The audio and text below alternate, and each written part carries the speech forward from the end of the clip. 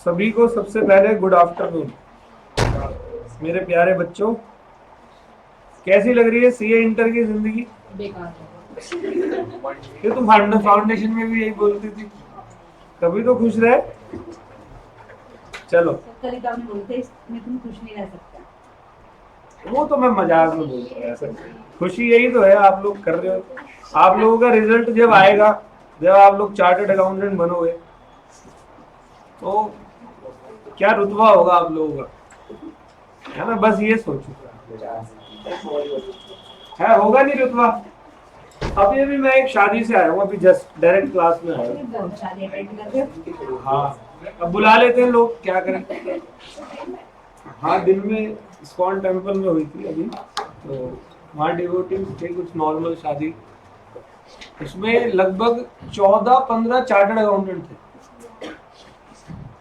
सालों का रुतबा इतना बढ़िया, दोस्ती थे ज्यादातर। और ये वो थे, मतलब जो कभी 10-20 रुपए ही मांग रहे, दे देना भाई, दे देना। अभी उनका एटीट्यूड ही अलग बदल गया, लाइफ स्टाइल बदल गया, सोचने का तरीका बदल गया।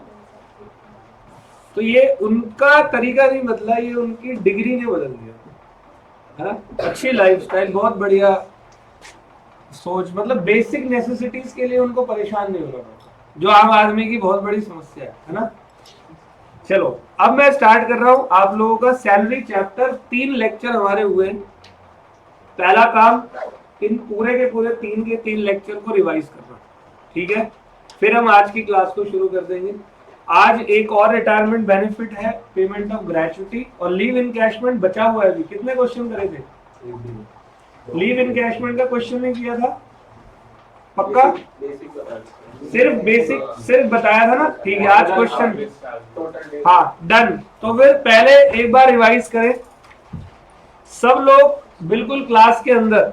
मैंने आपको जब टैक्सेशन पढ़ाना शुरू किया, तो टैक्स के अंदर जब पहली क्लास हम लोगों ने ली, तो मैंने कुछ बेसिक पढ़ाया ताकि आपको 5 के 5 हेड क्लियरली समझ में आ जाए। वो बेसिक बातें कुछ ये थी कि पर्सन जब इनकम अर्न करता है तो वो कौन से ईयर में करता है? Previous year. मतलब मैं अभी पैसे जो कमा रहा हूं वो प्रीवियस ईयर के अंदर कमा रहा हूं। प्रीवियस ईयर मेरा कब चालू हुआ है? 1 अप्रैल 2023 में स्टार्ट हो चुका है और 31 मार्च 2024 तक मैं अभी इनकम अर्न कर रहा हूं। अभी मैं इस साल जो कमा रहा हूं, इस साल टैक्स नहीं दूंगा, मैं टैक्स दूंगा नेक्स्ट ईयर। नेक्स्ट ईयर पहले मेरा चार्टर्ड अकाउंटेंट मेरी इनकम को क्या करेगा? वो एसेस करेगा। तो इसीलिए उस साल को बोलते हैं कौन सा ईयर? Assessment year. तो मेरे प्यारों, आप लोगों के एग्जाम के लिए आपका प्रीवियस ईयर 2023-24 है और असेसमेंट ईयर 2024-25, ठीक है? वो पर्सन जो टैक्स के लिए लाइबल होता है, उस पर्सन को हम लोग क्या कहते हैं? Assessee means the person who is liable to pay tax. तो यहां पर बार बार इस शब्द को मैं कह रहा हूं, सर क्या कह रहे हो बार बार? पर्सन कह रहे हो। तो इनकम टैक्स के अंदर जो इनकम कमाता है उस पर्सन को उसको क्या कहते हैं? पर्सन। और पर्सन इंक्लूड्स कौन कौन? सर इंडिविजुअल भी पैसे कमाता है, सर एचयूएफ भी पैसे कमाता है, पार्टनरशिप फर्म भी कमाता है, एलएलपी भी कमाता है, सर कंपनी भी कमाता है, एओपी भी कमाता है। और अभी वैसे मैंने पर्सन की डेफिनेशन को पूरा पढ़ाया नहीं है, वो चैप्टर नंबर 1 में जब हम टैक्सेशन को ऑलमोस्ट पूरा कवर कर लेंगे फिर चैप्टर 1 की तरफ जाऊंगा मैं, ठीक है? लेकिन फिलहाल मैंने बस इतना पढ़ाया जिससे आपको आगे के टैक्सेशन के सारे टॉपिक्स क्लियर हो जाए। फिर सैलरी के अंदर जब सैलरी स्टार्ट करवाई थी तो एक और नया ज्ञान दिया था जो चैप्टर 1 से ही रिलेटेड था।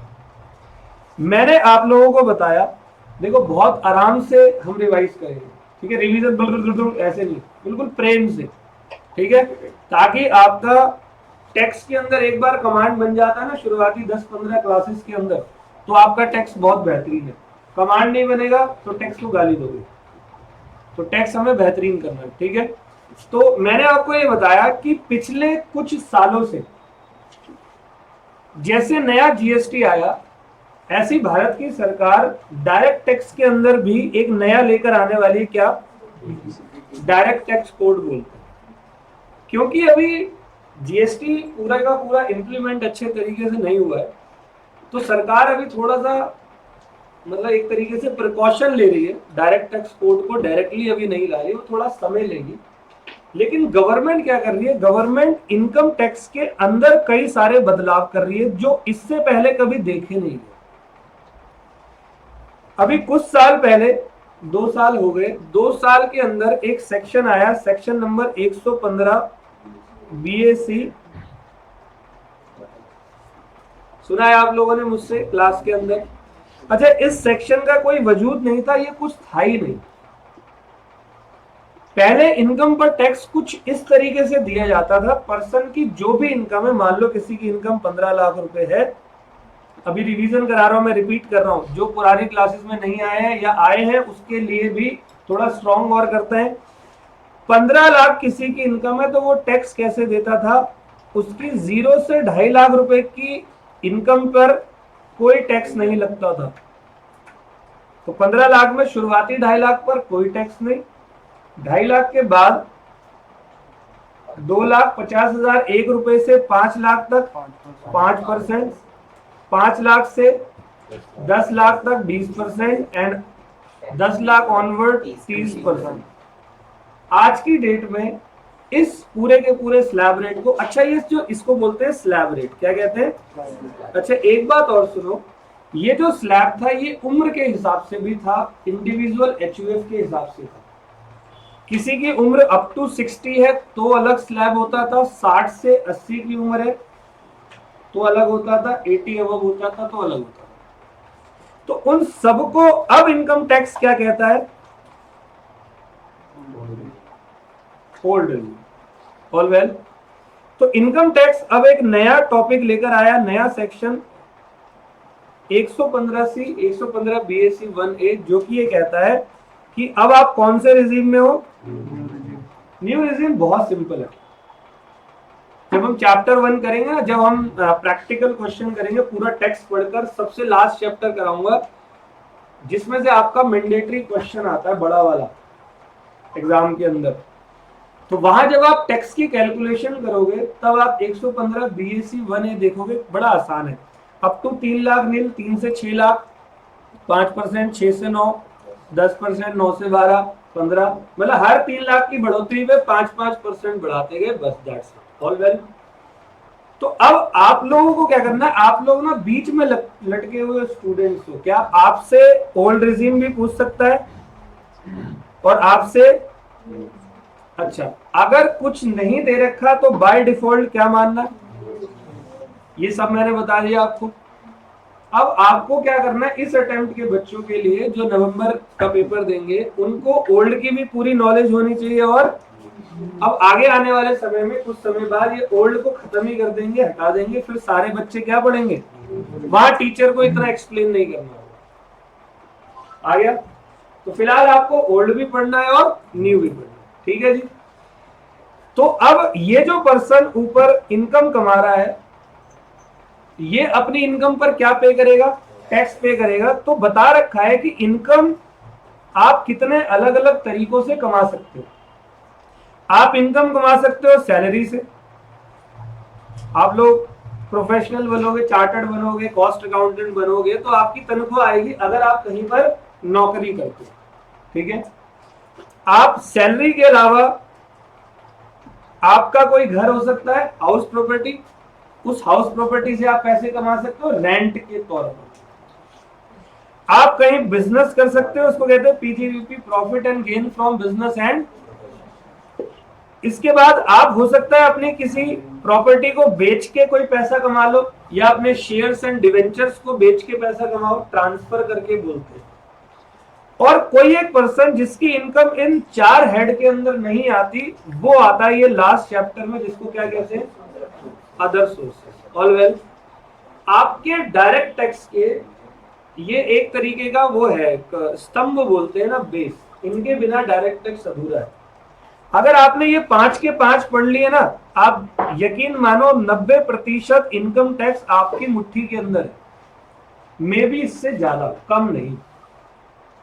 90% इनकम टैक्स आपके हाथ में है और मैं इन 5 के ऊपर लगभग इनकम टैक्स की टोटल मेहनत का 90% मेहनत भी इन्हीं पे करने वाला हूं। बाकियों पे मुझे ज्यादा जरूरत नहीं है मेहनत की। ठीक है, यहां तक ओके।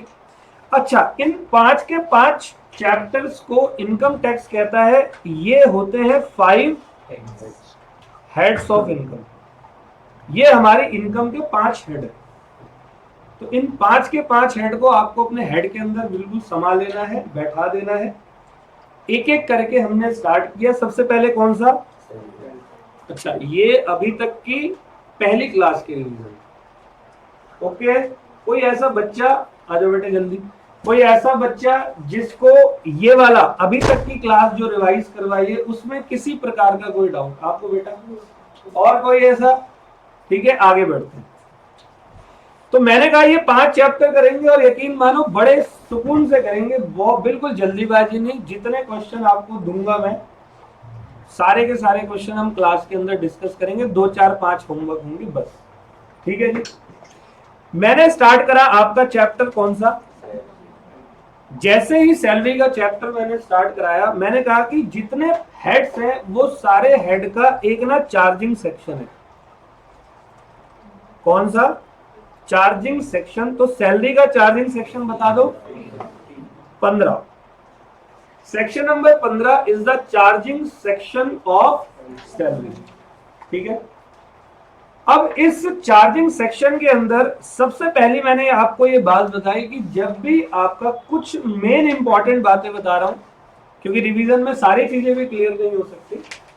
अगर किसी को और डिटेल देखना है तो वो वीडियो में देख सकता है जो मैंने अपलोड की हुई है। ठीक है। तो मैंने सबसे पहले बात बताई थी कि आपका एम्प्लॉयर एंड एम्प्लॉय का रिलेशनशिप होना सैलरी के अंदर बहुत जरूरी है। कुछ एग्जाम्पल दिए थे जहां लगता है कि एम्प्लॉय है बट एम्प्लॉय होता नहीं है, जैसे कि डायरेक्टर। अच्छा, डायरेक्टर के आगे मैंने पूरा आपको एक गणित बताया था, याद है आपको? कुछ 20 मिनट का कंसेप्ट था और मेरे ख्याल से उससे पहले आपको ये बात कभी पता भी नहीं होगी। डायरेक्टर मतलब पार्ट टाइम डायरेक्टर, जो किसी कंपनी के अंदर पार्ट टाइम डायरेक्टर होता है।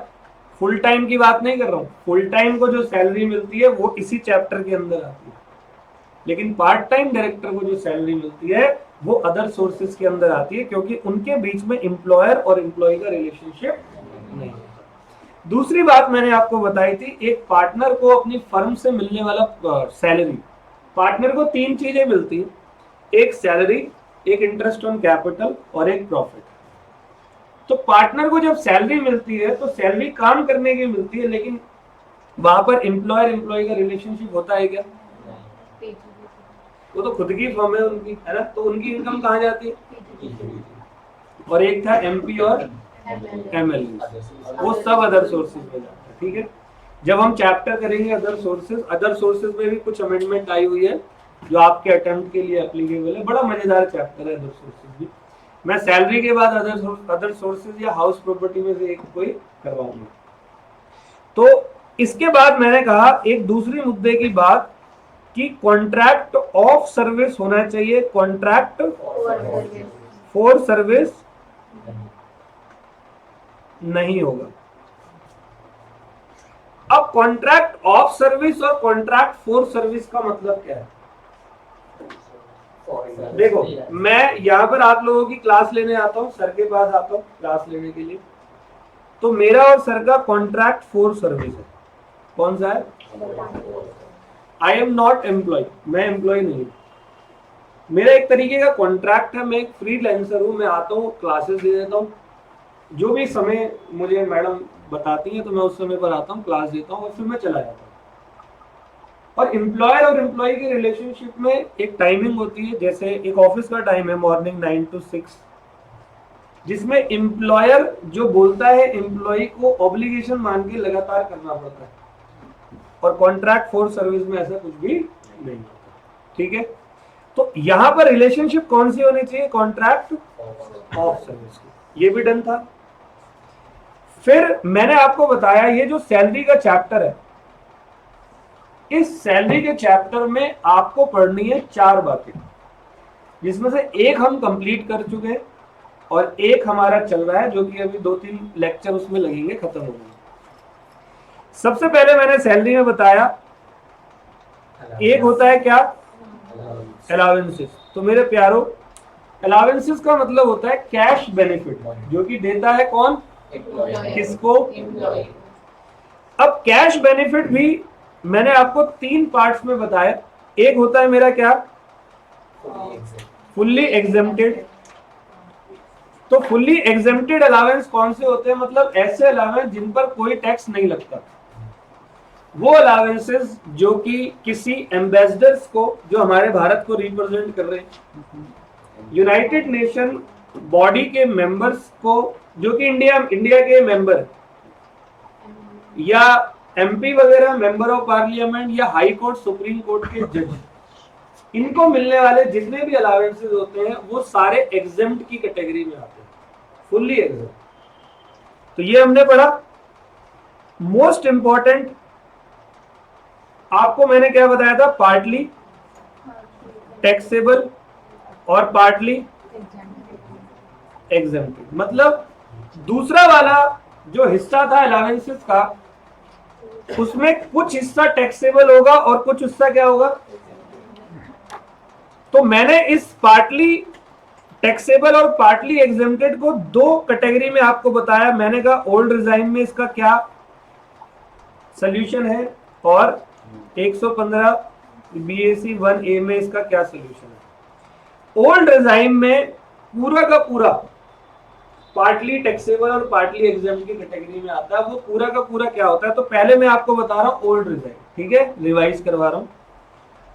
ओल्ड रिजाइम में सबसे पहले मैंने आपको पढ़ाया क्या, house rent allowance, section number 10 bracket 13A। जहां भी एग्जेम्पशन की बात आएगी एक सेक्शन कूद कर आएगा, सेक्शन नंबर 10। एक चैप्टर है ये पूरा, सेक्शन 10। ये आप ऑटोमेटिकली पढ़ते रहोगे, जैसे जैसे हम सारे चैप्टर पढ़ोगे आपका सेक्शन 10 का एग्जेम्पशन वाला चैप्टर भी क्लियर होता रहेगा। कुछ एग्जेम्पशन बचेगी, वो हम सेपरेटली पढ़ेंगे। एचआरए मतलब हाउस रेंट अलावेंसेस क्या है कि एम्प्लॉयर ने अपने एम्प्लॉय को कैश बेनिफिट दे दिया कि भाई तू अपने फ्लैट का रेंट अपनी जेब से मत दे, तू मेरे से ले ले पैसा, ठीक है। तो वो तो बेनिफिट हो गया एम्प्लॉय का। तो फिर एम्प्लॉय का वो जो बेनिफिट हुआ है, मतलब इनकम हुई है, तो इनकम टैक्स वाला कितना पैसा उससे टैक्स के रूप में लेगा। इनकम टैक्स ने एक फॉर्मूला दिया था, फॉर्मूला ये था minimum of the following will be.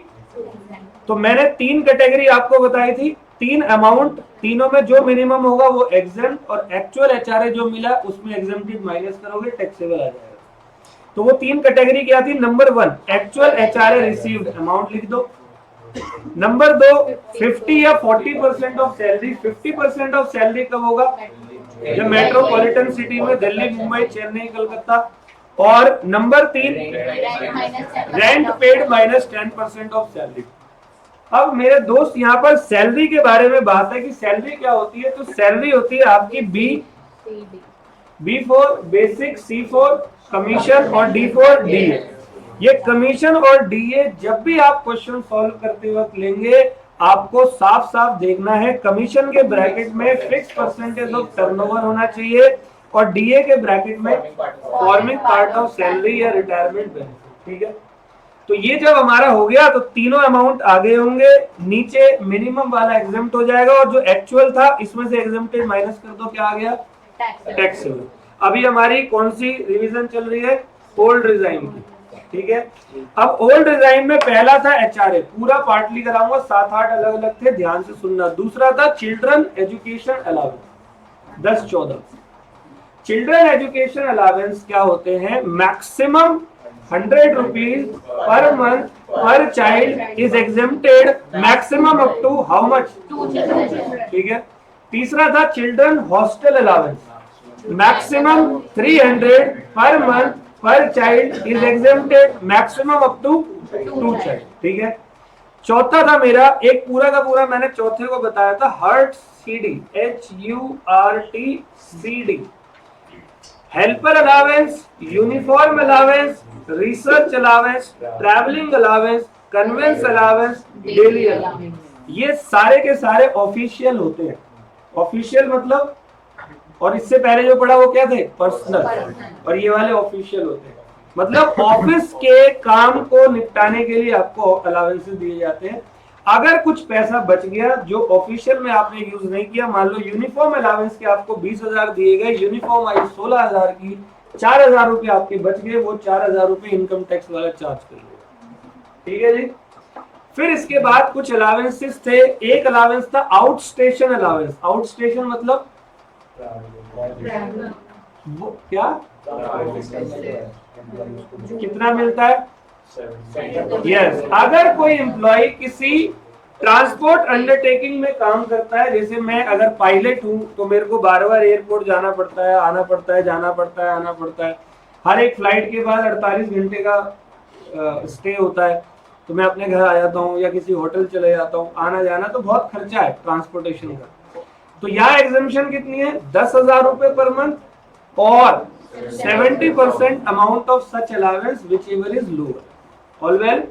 फिर हमारा था ट्रांसपोर्ट अलाउंस। तो ये किसको मिलता है? सिर्फ और सिर्फ handicap, blind person, disable person को मिलता है 3200 रुपए पर मंथ। अंडरग्राउंड अलाउंस कितना था? 800 रुपीज पर मंथ। अच्छा, ये सब मैक्सिमम है, ठीक है। और एक ट्राइबल एरिया था कितना? 200 रुपए पर मंथ मैक्सिमम। ये मेरा पार्टली का पूरा कवर हुआ। All well. इसके अंदर वैसे पिछले लेक्चर, पिछले अटेम्प्ट तक मैं एंटरटेनमेंट यही पढ़ाता था, बट अब उसको मैं सेक्शन 16 के साथ ही बताऊंगा। फिर इसके बाद मैंने आपको फुल्ली टैक्सेबल बताया। फुल्ली टैक्सेबल बहुत सारे नाम थे। Servant allowance, city compensatory, overtime allowance, project entertainment, medical tiffin, non practising lunch allowance. All well. Sir P से प्रोजेक्ट है। यस, ठीक है, डन। तो ये सारे के सारे अलाउंसेस कौन से हैं? Fully taxable allowance. ठीक है जी। तो जिसको अभी जो पहली बार सुन रहा है वो पिछली क्लासेस सुनेगा तो बहुत अच्छे से आ जाएगा। यस। प्रोजेक्ट अलाउंस बेटा किसी प्रोजेक्ट में आपको भेजते नहीं है, वो बोलते 4 साल का प्रोजेक्ट है, वहीं रहो। अब आप धूल मिट्टी में रह रहे हो तो कुछ मिलना चाहिए ना। ठीक है, डन भाई, डन।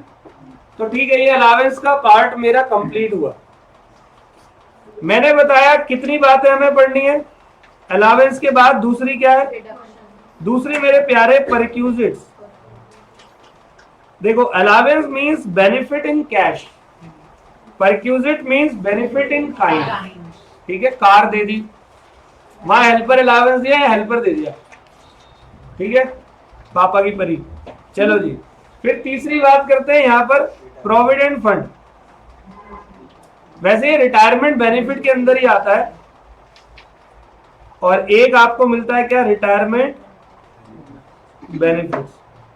तो रिटायरमेंट बेनिफिट में आपको वैसे तो कई सारे हैं, मेन 3 है। एक है लीव, इनकैशमेंट, एक ग्रेचुटी और एक पेंशन। डन। तो मैंने स्टार्ट करवाया था क्या? Leave encashment. लीव इनकैशमेंट का मतलब क्या था? अच्छा, सेक्शन 16 नहीं बताया ना। हाँ। अच्छा, एक बात और, अच्छा वो याद दिला दिया आपने। मैंने एक बात बताई थी कि जो आपकी ग्रॉस सैलरी निकलेगी इस पूरे के पूरे allowance, perquisite, PF, retirement benefit, ये जैसे चैप्टर खत्म होगा आप लोग सब सीख जाओगे निकालना। तो इसको निकालने के बाद जो भी आपकी ग्रॉस सैलरी आती है उसमें से आपको मिलते हैं 3 तरीके के डिडक्शन। क्या मिलते हैं? 3 तरीके के डिडक्शन मिलते हैं। एक सेक्शन नंबर 16 आईए,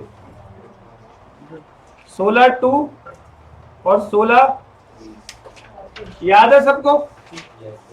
ये मिलता है स्टैंडर्ड डिडक्शन कितने रुपए का? ये मेरा इंटरटेनमेंट अलावेंस है और सिर्फ गवर्नमेंट एम्प्लॉय को मिलता है। प्राइवेट एम्प्लॉय के लिए फुली टैक्सेबल या सेमी गवर्नमेंट के लिए भी फुली टैक्सेबल। तो गवर्नमेंट के लिए कितना एग्जम्प्ट होता है? Minimum of the following will be exempt, ₹5,000 actual year received and 20% of the basic. ठीक है, ओके।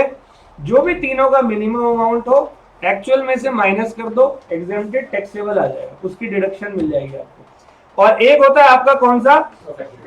प्रोफेशनल टैक्स में एक बात बताई थी रिपीट कर रहा हूं दोबारा से, अगर एम्प्लॉय का प्रोफेशनल टैक्स एम्प्लॉयर ने पे किया है, ऑब्लिगेशन किसकी है, पे किसने किया, वो ना परक्यूजिट हो जाता है। परक्यूजिट नंबर 4 करवाऊंगा आपको। तो उसकी ट्रीटमेंट कैसे करनी है, एम्प्लॉयर के द्वारा पे किया गया प्रोफेशनल टैक्स पहले ग्रॉस सैलरी से ऊपर यहां क्या हो जाएगा, ऐड, और नीचे जो न्यू है क्लास में वो चिंता ना करे, प्रैक्टिकल सिचुएशन में आ जाएगा। ठीक है, डन। तो इसके बाद आपकी आ जाएगी क्या, नेट सैलरी। ठीक है, यहां तक की रिवीजन कैसी लगी बेटे, ओके। अब अगली बात करते हैं, मैंने आपके लिए स्टार्ट करवाया लीव,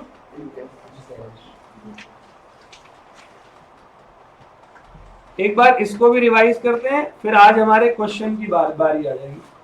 लीव इनकैशमेंट का मैंने आपको क्या मतलब बताया था, लीव इनकैशमेंट का मतलब क्या होता है, मतलब कम छुट्टी ली तो उसका यस यस यस, इसको आप लीव सैलरी भी बोलते हो। मैंने आपको एक बहुत अच्छी तरीके से एक्सप्लेन किया था लास्ट क्लास के लास्ट कुछ आधे घंटे पौने घंटे हमने डिस्कस किया था। मैंने कहा था कि एम्प्लॉयर अपने एम्प्लॉइज को ये बोलते हैं कि बहुत सारे काम ऐसे होते हैं जो आपको वर्किंग डेज पे करने होते हैं, और वर्किंग डेज में ऑफिस भी आना होगा। ऑफिस अगर छोड़ता है तो एम्प्लॉय को दुख होता है, गिल्ट फील होता है। जैसे कभी मैं छुट्टी कर लूं बिना बताए, बहुत कम होता है, बट कर लूं तो ना गिल्ट रहता है मन में, अबे यार गलत हो गया, बच्चे आगे थे, जाना चाहिए था, ये वो। हालांकि मेरे पैसे नहीं कटते तब भी गिल्ट रहता है, लेकिन जिनके पैसे कटते होंगे एम्प्लॉयज के, उनको कितना गिल्ट रहता होगा। तो एम्प्लॉयर्स ने इन बातों को भी समझा। एम्प्लॉयर्स कहते हैं, सारे नहीं, कुछ एम्प्लॉयर्स, कुछ तो बड़े बेशरम होते हैं, आना आएगा तो मिलेगा, नहीं आएगा तो नहीं मिलेगा, ऐसे बोलते हैं। कुछ अच्छे एम्प्लॉयर होते हैं, वो ये कहते हैं अपने एम्प्लॉयज को कि भाई एक काम कर, तू ना 1 महीने में 1.5 दिन तक अगर तू वर्किंग डेज पर नहीं आया तो भी तेरे पैसे नहीं कटेंगे, इसको बोलते हैं लीव सैलरी। All well. अब कुछ एम्प्लॉयज होते हैं जो लीव सैलरी उनको मिल तो रही है, लेकिन कुछ एम्प्लॉयज ऐसे होते हैं जिनको लीव सैलरी मिल तो रही है लेकिन वो फिर भी लीव नहीं लेते। तो ऐसी सिचुएशन में क्या करेंगे, बाद में करता हूं। ऐसी सिचुएशन में वो लोग क्या करेंगे, उनकी लीव का पैसा इकट्ठा होता रहेगा, और एक समय आ गया रिटायरमेंट, तो जितनी लीव इकट्ठी थी वो सारी की सारी उनको एक मुश्त, मतलब एक साथ इकट्ठी मिल जाएगी। तो इनकम टैक्स वाला वहां पर आया था कि लाओ टैक्स, ठीक है जी, क्योंकि ये आपकी इनकम है और मैं इस इनकम पे क्या लूंगा, टैक्स। सारा पैसा नहीं लेता, कुछ छूट भी है। तो लीव इनकैशमेंट का मैंने आपको रूल बताया था, यहां भी वही रूल था, minimum of the following will be, minimum of the following exempted. ठीक है, तो रूल क्या था, सबसे पहले जो भी आपको एक्चुअल लीव सैलरी मिली है, डन है। नंबर 2, ₹25 लाख, पहले ये 3 लाख रुपए थे, गवर्नमेंट को पता नहीं क्या हुआ, उन्होंने सीधा 25 लाख मारे, डन, ₹25 लाख। नंबर 3, कोई बताएगा, 10 months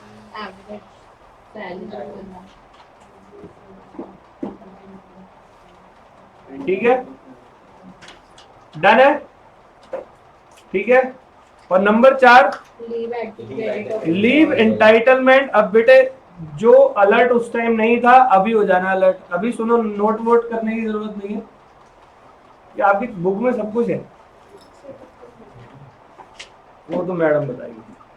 देखो लॉ की तो आपकी प्रिंट में आज शाम तक चली जाएगी, थोड़ा सा एक इंडेक्स विंडेक्स का बचा हुआ है, वो आज मैं मैडम को दे दूंगा, तो 3-4 दिन 5 दिन में जब तक मिले।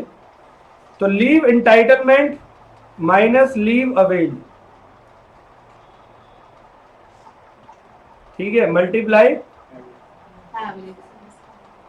ठीक है, और ये 10 टाइम्स है, 10 इंटू एवरेज सैलरी, ठीक है, तीसरा वाला।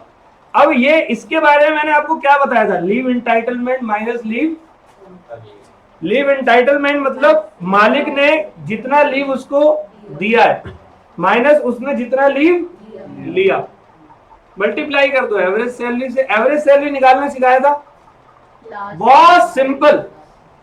मैं रिटायर हुआ हूं 15 फरवरी को, मंथ ऑफ रिटायरमेंट छोड़ देना, उससे पिछले 10 महीने की सैलरी को एवरेज कर दो। एवरेज करना तब मुश्किल होता है जब बीच में सैलरी में इंक्रीमेंट हुआ। मान लो मेरी सैलरी 2 साल से ही 20,000 रुपए महीना ही है, तो एवरेज भी तो सेम ही निकलेगा।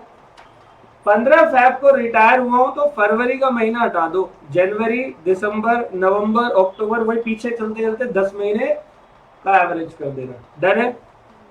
लीव एंटाइटलमेंट में एक पंगा है। लीव एंटाइटलमेंट का पंगा क्या है, मालिक कितने दिन की भी लीव दे दे, कितने दिन की भी लीव दे दे। जैसे 1 साल में मालिक मान लो आपको 60 डेज की लीव दे रहा है, यार ऑलरेडी 52 तो संडे हो जाते हैं और कुछ 20-25 तो वैसे हो जाते हैं हॉलीडेज, और ऊपर से 60 दिन ये लीव। साले तुम तो यूएस से कोई फेल कर दिया तुमने, वहां भी इतनी छुट्टियां नहीं होती। तो इनकम टैक्स ने बोला तू कितनी भी मालिक लीव इंटाइटल करेगा, हम लोग मैक्सिमम लीव कितना मानेंगे, मैक्सिमम 30 डेज पर completed year of service, maximum. अब जैसे कि बंदे ने 28 साल काम किया, 28 साल 4 महीने, 4 महीने तो हटा दो क्योंकि कंप्लीट नहीं हुए, 28 साल को 30 दिन से मल्टीप्लाई कर देंगे तो जो भी अमाउंट आएगा इतने दिन का लीव एंटाइटलमेंट माइनस जो भी उसने लीव अवेल किया वो क्वेश्चन में दे रखा होगा, माइनस करके एवरेज सैलरी हो जाएगा, आपका क्वेश्चन सॉल्व। ऑल वेल, यही था जी, कोई दिक्कत? तो ये हमारी आज तक की क्लास की रिवीजन कैसी लगी? बहुत स्लोली, बहुत आराम से, वर्ड टू वर्ड रिपीट किया है। कोई ऐसा बच्चा जिसको कुछ पूछना हो, वरना आगे बढ़े।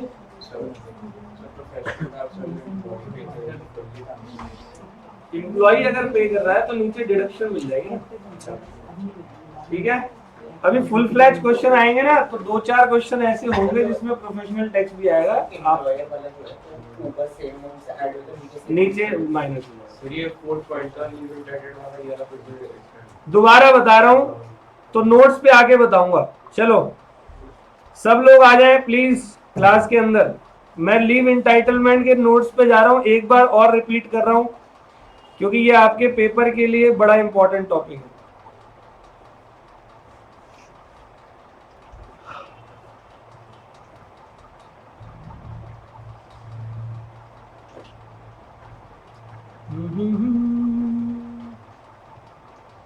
यस, तो ये हमने स्टार्ट किया था taxability of leave salary. Meaning में कोई दिक्कत किसी को? चलो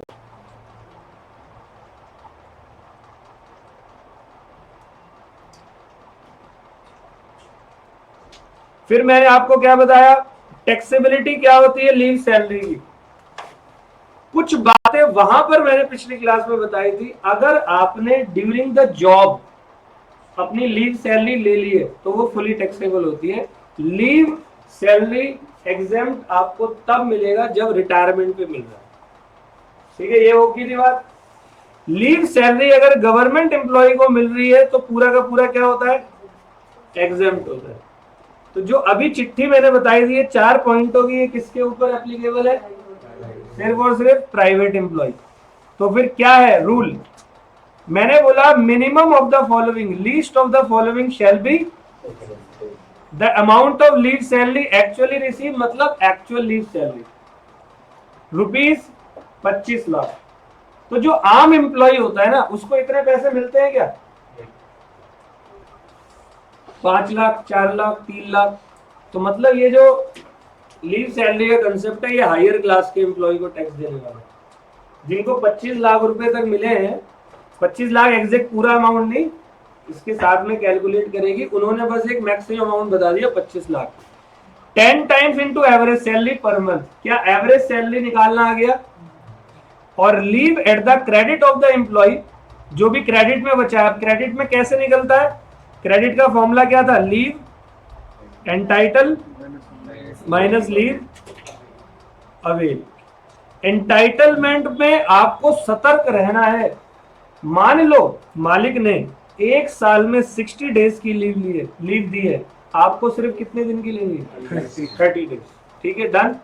माइनस लीव अवेल्ड क्वेश्चन में होगा, मल्टीप्लाई कर दो आपकी एवरेज सैलरी से, जो भी मिनिमम अमाउंट होगा इन चारों में से उसको आपने एग्जाम कर देना है, और टैक्सेबल अगर आपसे पूछा है तो जितना मिला है उसमें से एग्जाम माइनस करोगे, टैक्सेबल आ जाएगा, कोई दिक्कत नहीं।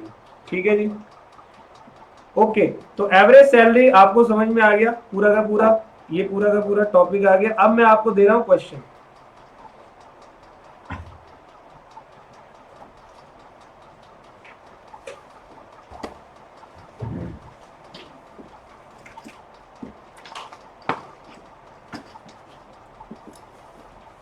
और कुछ बचा तो नहीं है, एक बार देख लेते हैं।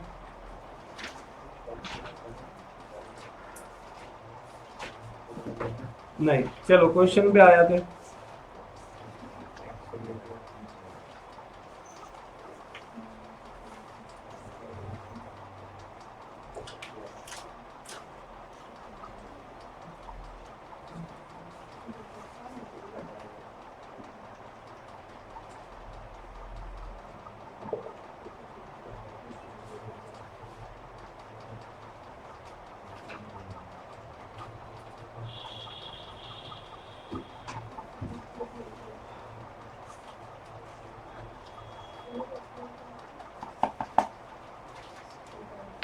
ये वाला करो, 43।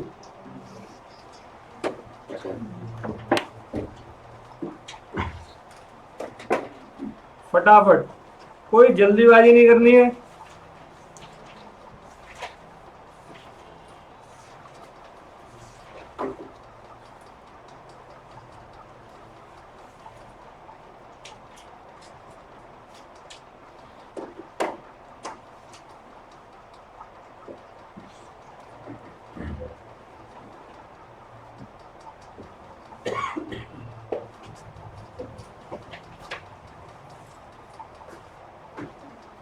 फटाफट करो।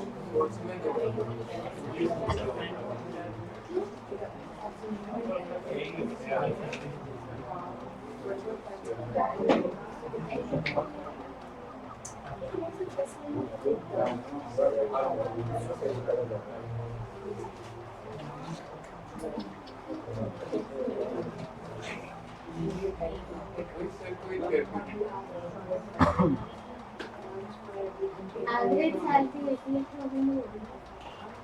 अब सैलरी वही होगी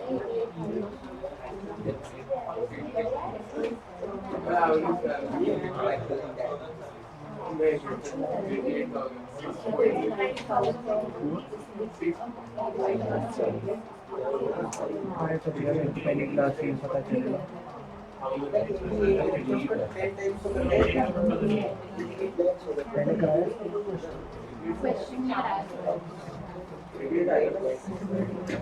भाई रिटायर कब हुआ है? 30 नवंबर को एम्प्लॉय रिटायर हुआ है 30 नवंबर को, तो एवरेज सैलरी निकालते वक्त नवंबर का महीना लेना है क्या? Very nice. उसके रिटायरमेंट के टाइम पर उसको 14,40,000 रुपए लीव सैलरी मिली। This is what? This is actual leave salary, not average, actual salary. कुछ इंफॉर्मेशन दे रखी है, at the time of retirement 90,000 per month मिलते थे। सही है भाई। पीरियड ऑफ सर्विस क्या है? 20 साल और 8 मंथ को इग्नोर करना है, ठीक है। लीव इनकैशमेंट 1440, लीव अवेल कितनी है? 14 मंथ की। Unavailed leave at the time of retirement कितना है? 16। Average salary for the month Feb 23 to November 23 is 88,000। Average salary भी दे रखी है। और लीव एंटाइटलमेंट 1.5 महीने का है।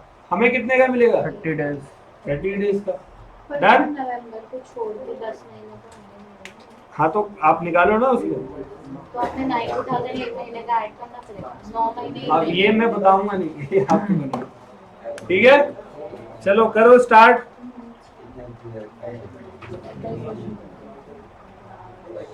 सर लीव एंटाइटलमेंट हमें 30 मिलेगा ना? लीव एंटाइटलमेंट है। और जो 14 मंथ और 16 मंथ है हमें आप 5 मिनट कोशिश करो, फिर मैं बताऊंगा।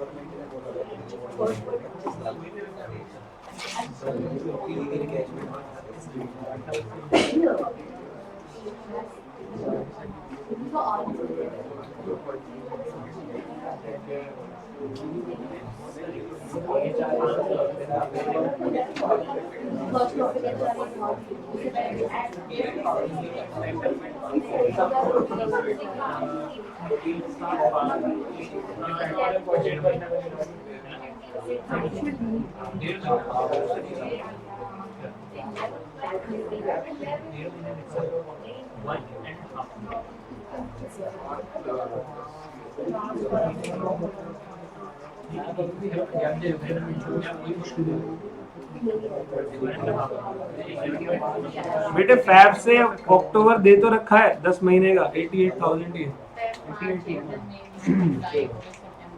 9 महीने आए इफेक्ट भी तो होगा ना। नवंबर में तो 10 महीने।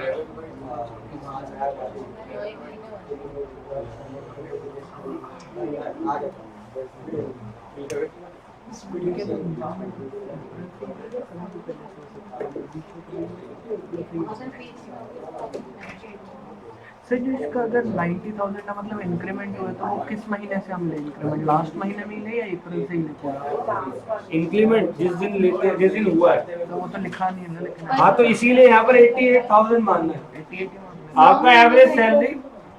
बिल्कुल आपको एवरेज दे रखा है ना उसने, मैं बताता हूँ। लेकिन हमें क्या पता इंक्रीमेंट का हुआ? इंक्रीमेंट सैलरी का थोड़ी हुआ है, इसने एवरेज निकाल के दे दिया। मैं ये 10 महीने का ही एवरेज है, ये जो इन्होंने दिया हुआ है ये 10 महीने का ही एवरेज है। अगर जनवरी से नवंबर अक्टूबर एंड तक करते तो भी 88 आता। मैं बताता हूँ, देखो ध्यान से सुनो। इन्होंने क्या किया है, इन्होंने एवरेज सैलरी दी है for the month of Feb 23 to November 23। और रिटायर कब हुआ है? 30 नवंबर को हुआ है रिटायर। नवंबर आपको यहाँ छोड़ना है, नवंबर से पहले कौन से महीने हैं? अक्टूबर से पहले, तो ये जनवरी तक जाएगा ना, तो ये इसको जैन करो, जैन टू अक्टूबर करो, ठीक है। हाँ जनवरी टू अक्टूबर, तो कितना हो गया? तो सबसे पहले आपको लिखना है आपका leave actual leave salary 14,40,000। Number 2 25 lakh. Number 3 into 10। Number 4 528। Minimum क्या आ गया? 528। 16 months को हम डेज वो मंथ में भी कर लो ना, 30 डेज 1 मंथ ही होता है। मैं पूरा कर रहा हूँ, पूरा कर। तो 20 मंथ का होगा ना, 20 ईयर्स दिया। चल बेटे, जिनका आ गया आ गया है? 340 ध्यान से सुनना, 300 क्वेश्चन में देख रहा हूँ। अच्छा एक्चुअल लीव सैलरी कितना आया? 20 एक्चुअल लीव सैलरी क्या है? 14,40,000। चलो दूसरा, 10 मंथ एवरेज सैलरी क्या है? 88 लाख। नहीं, 8 लाख 80,000 यार, इतना मत बोल। और लीव इन कैश गवर्नमेंट ने कितना स्पेसिफाइड किया है? 25 लाख और लास्ट वाला ये बड़ा अच्छा है, 520 लास्ट वाला आएगा आपका 6 महीने का। हाँ ठीक है, टोटल बंदे का कितना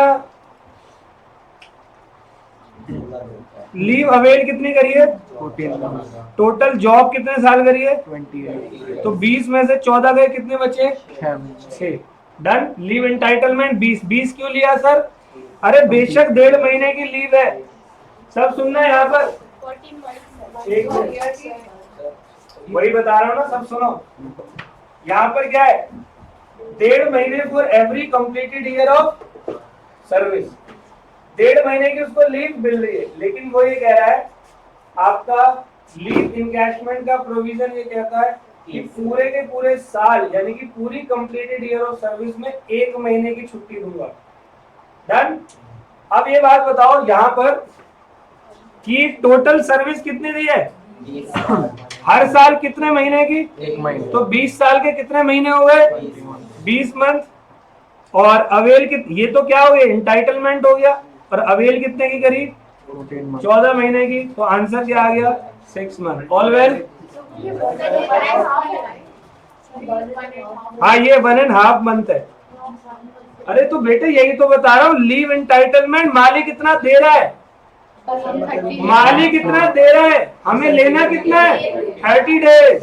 मालिक 1.5 महीने का दे रहा है, हमें कैलकुलेशन करते वक्त 30 दिन का यानी 1 महीने का लेना है। आगे समझ?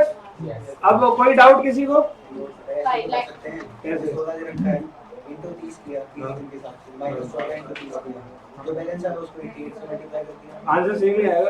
हाँ बिल्कुल आएगा, कोई दिक्कत नहीं, लेकिन अकॉर्डिंगली प्रोविजन के करो तो ज्यादा अच्छा है। ठीक है, 16 महीने के सब सुनो दोबारा से।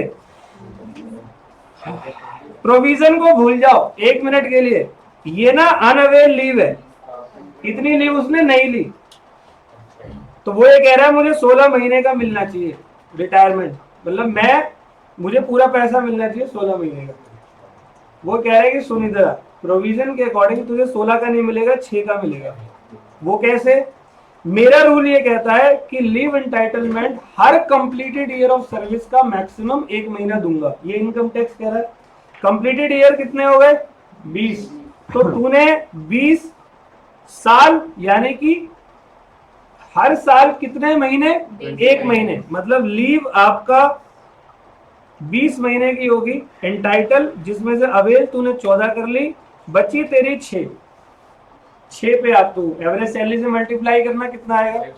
528 88,000 मल्टीप्लाई 6, तो आपका आ गया 528। तो इसका मिनिमम है 528, ये क्या हो जाएगा? और टैक्सेबल कितना होगा? आपका एक्चुअल कितना मिला? 1440 6 मंथ को 30 से मल्टीप्लाई कर दिया ना, 6 मंथ को 88 से। मतलब 6 मंथ 30 दिन के होता है, 30 से मल्टीप्लाई नहीं करेंगे। अबे पगले क्या मिला, तू तो भूल गया सब कुछ। दोबारा सुन, ये कह रहा है रूल क्या है? Leave entitlement minus leave avail into average salary, यही है ना? लीव एंटाइटलमेंट तूने कितना भी लिया हो, तेरे मालिक ने कितना भी दिया हो, रूल ये कहता है कि हर 1 साल पर 1 महीने का लीव एंटाइटलमेंट मिलेगा। तो टोटल कितने साल काम किया? 20 साल तूने काम किया, तो 20 मंथ ये हो गए, माइनस तूने लीव अवेल कितने महीने की ली, तो बचे कितने? 6 महीने की। तो 6 महीने में हर महीने की सैलरी से मल्टीप्लाई कर। डन। अभी किसी को डाउट? सर एक और क्वेश्चन करा दो सर। अगर एम्प्लॉयर ने कम लीव एंटाइटलमेंट दी तो कम पे मिलेगा। कंपनी हाँ जी, ठीक है। चलो जी, और क्वेश्चन कर लें इसका।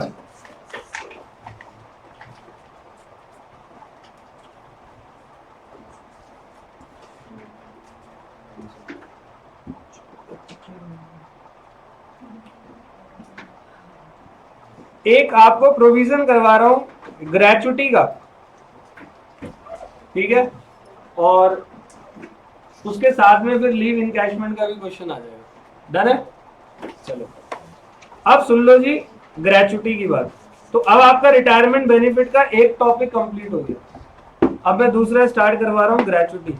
किसी भी बच्चे को कुछ पूछना है लीव इनकैशमेंट में?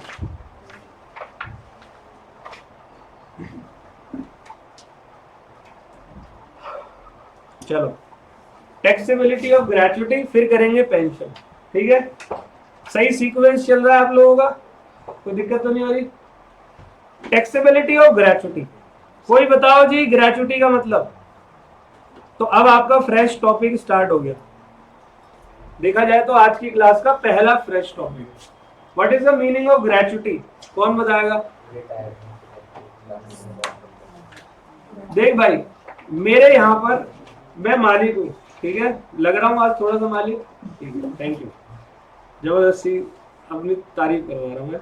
तुम लोग एम्प्लॉय हो, ठीक है, मान के चल लेना भाई, तुम तो ऐसा करा नहीं, तुम सब एम्प्लॉय हो, मैं तुम्हारा मालिक, और तुम सब कई साल से मेरे यहाँ पर काम कर रहे हो।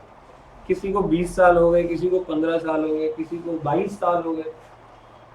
तो आपने अपने जीवन के इतने नंबर ऑफ आवर अपनी फैमिली को नहीं दिए जितने नंबर ऑफ आवर आपने मेरी कंपनी को दे दिए।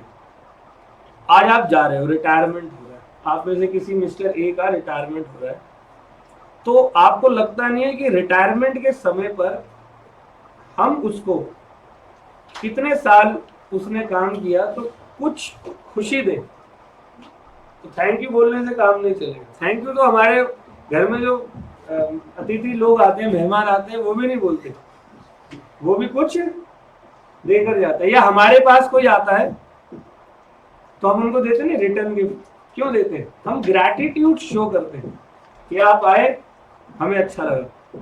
हालांकि हमारा मन नहीं होता देने का लेकिन हमारे में है कि अब हम आगे जाएंगे तो हमें भी नहीं देगा वो, है ना? कुछ ऐसे ही होता है। एम्प्लॉयर का मन नहीं होता देने का, एम्प्लॉयर को कोई ग्रैटिट्यूड शो नहीं करना।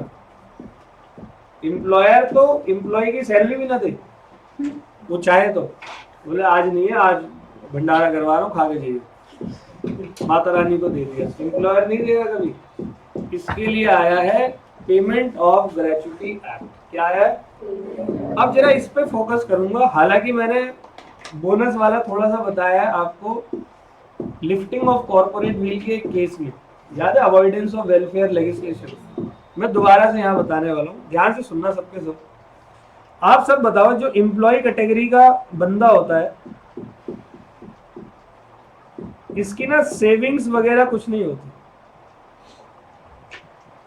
बहुत मुश्किल से इसकी सेविंग्स होती है ना? तो भारत की सरकार ने इस एम्प्लॉय की देखरेख के लिए कि इसका परिवार जो है वो बहुत अच्छे से चल सके हर सिचुएशन में, अगर इसका एक्सीडेंट हो जाए, अगर इस बंदे का एक्सीडेंट हो जाए या ये बीमार पड़ जाए या इसके परिवार में कोई बीमार पड़ जाए, तो उसके लिए एक कानून बनाया हुआ है ESI एक्ट। कौन सा? Employees state insurance. तो इस एम्प्लॉय का सारा इलाज, ESI एक हॉस्पिटल है, आप लोगों ने भी सुना होगा, हर एरिया में होता है, वहाँ फ्री ऑफ कॉस्ट इलाज होता है इसका और इसके परिवार का। क्योंकि इलाज के पैसे कहाँ से लाएगा वो? तनख्वाह तुम 22,000 दे रहे हो, सालों 10 घंटे तुम काम करवाते हो, थका हारा घर जाता, सुबह फिर बुला लेते हो उसको, वो जीवन में करेगा क्या आगे, है ना? फिर इस एम्प्लॉय को दिवाली, दशहरा जैसे फेस्टिवल्स मनाने के लिए अलग से पैसे की जरूरत पड़ती है, तो क्या मिलता है? बोनस दिया जाता है। चल बीमार हो गए, बोनस हो गया। अब घर में किसी की शादी है, कोई फंक्शन है, कहीं घूमने जा रहे हैं, कोई छोटा मोटा बिजनेस स्टार्ट करना है, पैसे की जरूरत है, कहाँ से लाएंगे? तो एम्प्लॉय की जो तनख्वाह होती है, उस तनख्वाह में से हर महीने काटा जाता है प्रोविडेंट फंड। वो एम्प्लॉयर काटता है एम्प्लॉय का और जमा कराता है एक अकाउंट में, ईपीएफ अकाउंट बोलते हैं, एम्प्लॉइज प्रोविडेंट फंड अकाउंट। इसका कानून है ईपीएफ एक्ट 1952 शायद 1952 में ये एक्ट आया था। बोनस का आया था 1965 में। समझ रहे हो सब? ऐसे ही एक और कानून बनाया है, कानून का नाम है payment of gratuity act, payment of gratuity act, जो कि आया था 1972 में। मैंने बोला ना, मालिक का मन नहीं करता देने का, वो तो जाते वक्त 4 माला पहनाएगा और एक बढ़िया सी कोल्ड ड्रिंक पिलाएगा, बोला भाई थैंक यू भाई, तेरे बिना तो मजा ही नहीं था इस ऑफिस के अंदर, कल से मिल जाइए, कभी कभी संडे आइयो, घर पे चाय पिलाएंगे। अब वो चाय का क्या करेगा, वो 4 माला का क्या करेगा? समझ रहे हो? उसको क्या चाहिए? अपना रिटायरमेंट लेकर जा रहा है और गरीब परिवार से है या मिडिल क्लास से है, तो वो आगे की लाइफ कैसे चलाएगा? उसको कुछ पैसों की जरूरत पड़ेगी ना। इसके लिए कानून बना क्या? Payment of gratuity act. It is mandatory कि एम्प्लॉयर, अब जो बोल रहा हूं ध्यान से सुनना, वो आपका पूरा का पूरा 4 में यहाँ पर जो आप अभी टॉपिक पढ़ोगे ना, पूरा का पूरा समझ में आ जाएगा 1 मिनट में। एम्प्लॉय को रिटायरमेंट के समय पर एक ग्रैटिट्यूड शो कर रहा है,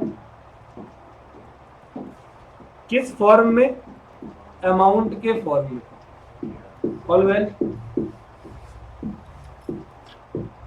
अब पहली बात तो ये कि कौन सा एम्प्लॉयर एम्प्लॉय को ग्रेचुटी देता है।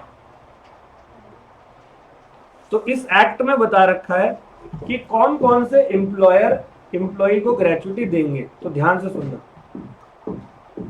अगर कोई एम्प्लॉयर जिसके पास 10 या, ये मैं ना लॉ का टॉपिक बता रहा हूं, आपका जो आज सीए इंटर है ना, ये पहले आईपीसीसी में हुआ करता था बहुत साल पहले, लेबर लॉज से 3 उनका एक हिस्सा था पेमेंट ऑफ ग्रेचुटी, 1972 मैंने पढ़ाया भी हुआ कई साल पहले। तो वहां से रिलेट करके बता रहा हूं, अगर एम्प्लॉयर के यहाँ मशीन से काम होता है तो कम से कम कितने एम्प्लॉय होने चाहिए? और अगर एम्प्लॉयर के यहाँ बिना मशीन काम होता है तो कितने एम्प्लॉय होने चाहिए? और जैसे ही इतने एम्प्लॉय हो गए, उस एम्प्लॉयर के ऊपर कौन सा एक्ट एप्लीकेबल हो जाएगा? सही है। तो आगे से मैं ये बोलूंगा कि जो एम्प्लॉय रिटायर हुआ है वो एम्प्लॉय अगर ग्रेचुटी एक्ट में कवर्ड है तो ग्रेचुटी निकालने की कैलकुलेशन अलग होती है, और अगर एम्प्लॉय ग्रेचुटी एक्ट में कवर्ड नहीं है तो ग्रेचुटी निकालने के तरीके अलग होते हैं। अब कवर्ड नहीं है तो उसको ग्रेचुटी मिल क्यों रही है? तो कुछ एम्प्लॉयर्स ऐसे होते हैं, वो ये कहते हैं देख हमारे यहाँ कम एम्प्लॉय काम करते हैं, लेकिन इसमें एम्प्लॉय की गलती थोड़ी है। तो एम्प्लॉयर अपनी मर्जी से उनको क्या देते हैं? बेशक एम्प्लॉयर पे कवर्ड नहीं है, वो अपनी मर्जी से देते हैं ग्रेचुटी। 10 एम्प्लॉयज में कवर नहीं होता, 10 से कम काम या 20 से कम करते हैं। वैसे तो बहुत सारी और भी कंडीशंस हैं, बट मैंने आपको मात्र इस टॉपिक को समझाने के लिए एक कंडीशन समझा दी कि आपके दिमाग चलना चाहिए थोड़ा सा। तो कई एम्प्लॉयर्स ऐसे होते हैं जो अपने एम्प्लॉयज को, बेशक एम्प्लॉयर के ऊपर ग्रेचुटी एक्ट कवर्ड नहीं है, वो फिर भी ग्रेचुटी देते हैं। अच्छा आदमी होता है, कोई अच्छा एम्प्लॉयर है, वो देता है पैसे। तो अगर कवर्ड नहीं है तो फिर अलग कैलकुलेशन होगी, और अगर कवर्ड है तो फिर अलग कैलकुलेशन होने वाली है। कैलकुलेशन बड़ी आसान है, बच्चे को ये समझने में दिक्कत आती है कवर्ड नॉट कवर्ड क्या है ये। तो जब तक आपको इतिहास नहीं पता होगा तब तक आप करंटली टॉपिक को नहीं समझ सकते। आगे इतिहास समझ में शॉर्ट में ही बताया, बहुत डिटेल में नहीं गया हूं क्योंकि इसके लिए पूरा लॉ पढ़ना पड़ता है। मैं दोबारा से रिपीट कर रहा हूं, एम्प्लॉइज के वेलफेयर को, जो उनकी सोशल लाइफ है उसको प्रोटेक्ट करने के लिए भारत की सरकार ने बहुत सारे कदम उठाए थे। वो कदम क्यों उठाए? क्योंकि 47 में जब हमारा इंडिया आजाद हुआ था तो हमारे पास वैसे भी कुछ नहीं था, नाम का एग्रीकल्चर था। एग्रीकल्चर में आपको पता है इतनी पॉपुलेशन थी, इतना प्रोडक्शन था, क्यों? टेक्नोलॉजी नहीं थी, कुछ नहीं था। तो हमारे देश को जो उठाया वो किसने उठाया? वो इंडस्ट्री ने उठाया। तो इंडस्ट्री में काम कौन करता है भाई? एम्प्लॉइज काम करते हैं, लोकल लेबर्स काम करते हैं। उनकी सैलरी इतनी ही थी जिससे वो शाम तक की, अगले दिन की, संडे तक की रोटी खा सकते हैं, दैट्स इट। एक बार बीमार पड़ गए तो गया सारा पैसा। सरकार ने बहुत सोचा कि भाई नहीं, इन लोगों के बारे में सोचना चाहिए। अच्छा सही बताऊं तो सरकार ने कुछ नहीं सोचा था। इनकी यूनियंसों ने करी हड़तालें, हड़तालें हुई थी खूब, रेलवे के ट्रैक उखाड़े गए थे, खूब ट्रक रोके गए थे, खूब गाड़ियों में आग लगाई गई थी, तब जाके ये कानून आया। ठीक है, सरकार ने कुछ नहीं सोचा था।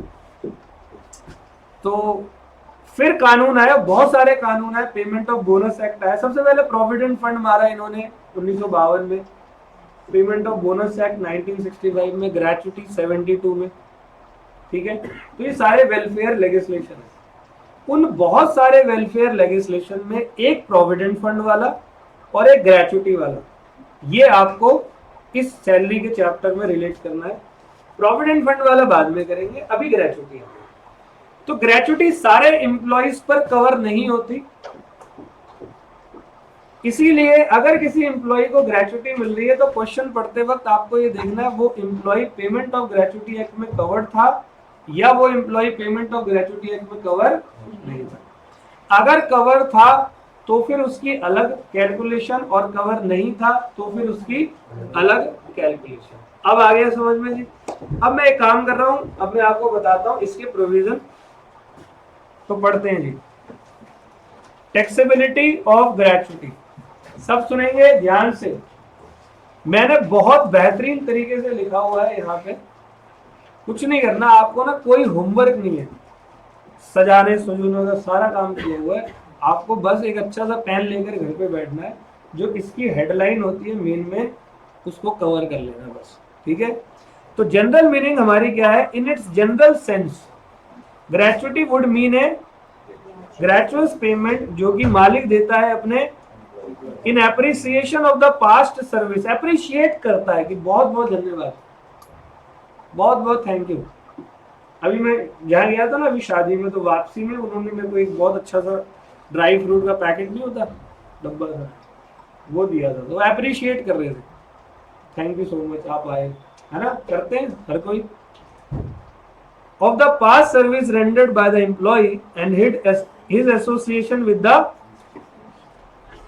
the enactment of the payment of gratuity act 72, payment of gratuity has become a statutory obligation। मैंने क्या बोला सर? एम्प्लॉयर मजबूरी में दे रहा है ग्रेचुटी, उसको शॉक नहीं चढ़ रहा, क्योंकि एम्प्लॉयर की क्या है? स्टैट्यूटरी ऑब्लिगेशन, कानून है सर इसका, 1972 में बना था, on the part of the employer. तो थैंक यू नहीं बोलना एम्प्लॉयर को, थैंक यू सर आप मेरा बॉस कितना अच्छा है, अच्छा वजह कुछ नहीं है, वो उसको मजबूरी में देना पड़ रहा है। तो अब इसकी टैक्सेबिलिटी क्या होगी? ग्रेचुटी की received eight the time of retirement. तो प्यारो मेरे ध्यान से देखो, केस नंबर 1, अगर गवर्नमेंट एम्प्लॉय है तो मौज लो ना। फिर अभी पढ़ा था ना लीव इन कैशमेंट में, गवर्नमेंट एम्प्लॉय क्या करता है? कुछ नहीं। इसीलिए तो सारी नौकरियां कौन मांग रहे हैं? गवर्नमेंट वाले, गवर्नमेंट नौकरी, गवर्नमेंट नौकरी। क्यों? करना ही नहीं है कुछ, कहीं टैक्स नहीं, कोई कुछ नहीं, काम भी नहीं करना। वो जाते हैं हट्टे कट्टे बढ़िया, बिल्कुल सुमित सर की तरह फिट होते हैं, और जब रिटायर होके आते हैं तो उनका पेट देखना, बिल्कुल सांस लेंगे तो अगली टेबल पीछे चली जाती है। वो काम वाम नहीं करते वहां पर। आजकल तो थोड़े बहुत करने भी लगे, पहले नहीं करते थे, लेकिन उनको मौज बहुत मिलती थी। अलावेंसेस देख लो, सारे के सारे एग्जाम्प्ट हैं, ऑलमोस्ट जितने भी बड़े, हर जगह एग्जाम्प्ट है। ठीक है, तो यहाँ भी एग्जाम्प्ट, लीव इनकैशमेंट भी कर दिया और ग्रेचुटी भी कर दी। अब ये जो महंगाई की मार मर रही है, ये इस गरीब आदमी में मरती है। ये जो यहाँ पर है नॉन गवर्नमेंट, हमारे जैसे आदमी, कोई बात नहीं भाई, सह लेंगे। अब देखो, अगर एम्प्लॉय क्या है यहाँ पर? अंडर द पेमेंट ऑफ, समझ गए? और नीचे एम्प्लॉय, बस यही समझना है, इतना ही समझना है आपको। आगे के प्रोविजंस को मैं शॉर्ट में लिखवा दूंगा अभी। तो पहले कवर्ड है, तो least of the following shall be exempt. जो भी एक्चुअल ग्रेचुटी मिली है वो क्वेश्चन में 20 लाख रुपए सरकार ने अपनी तरफ से बोले हुए। लीव इनकैशमेंट का कितना था? 25। ये बहुत अच्छा है। 15 days salary for each completed year of service और part thereof in excess of 15 दिन की salary for every completed year of. कितने संडे होते हैं महीने में? 4 होते हैं। 4 संडे। तो इन्होंने बोला कितने, कह रहा 7 संडे होते हैं। कौन था? तो पूरे साल अगर आप काम करते हो तो 15 दिन की सैलरी, तो 15/26।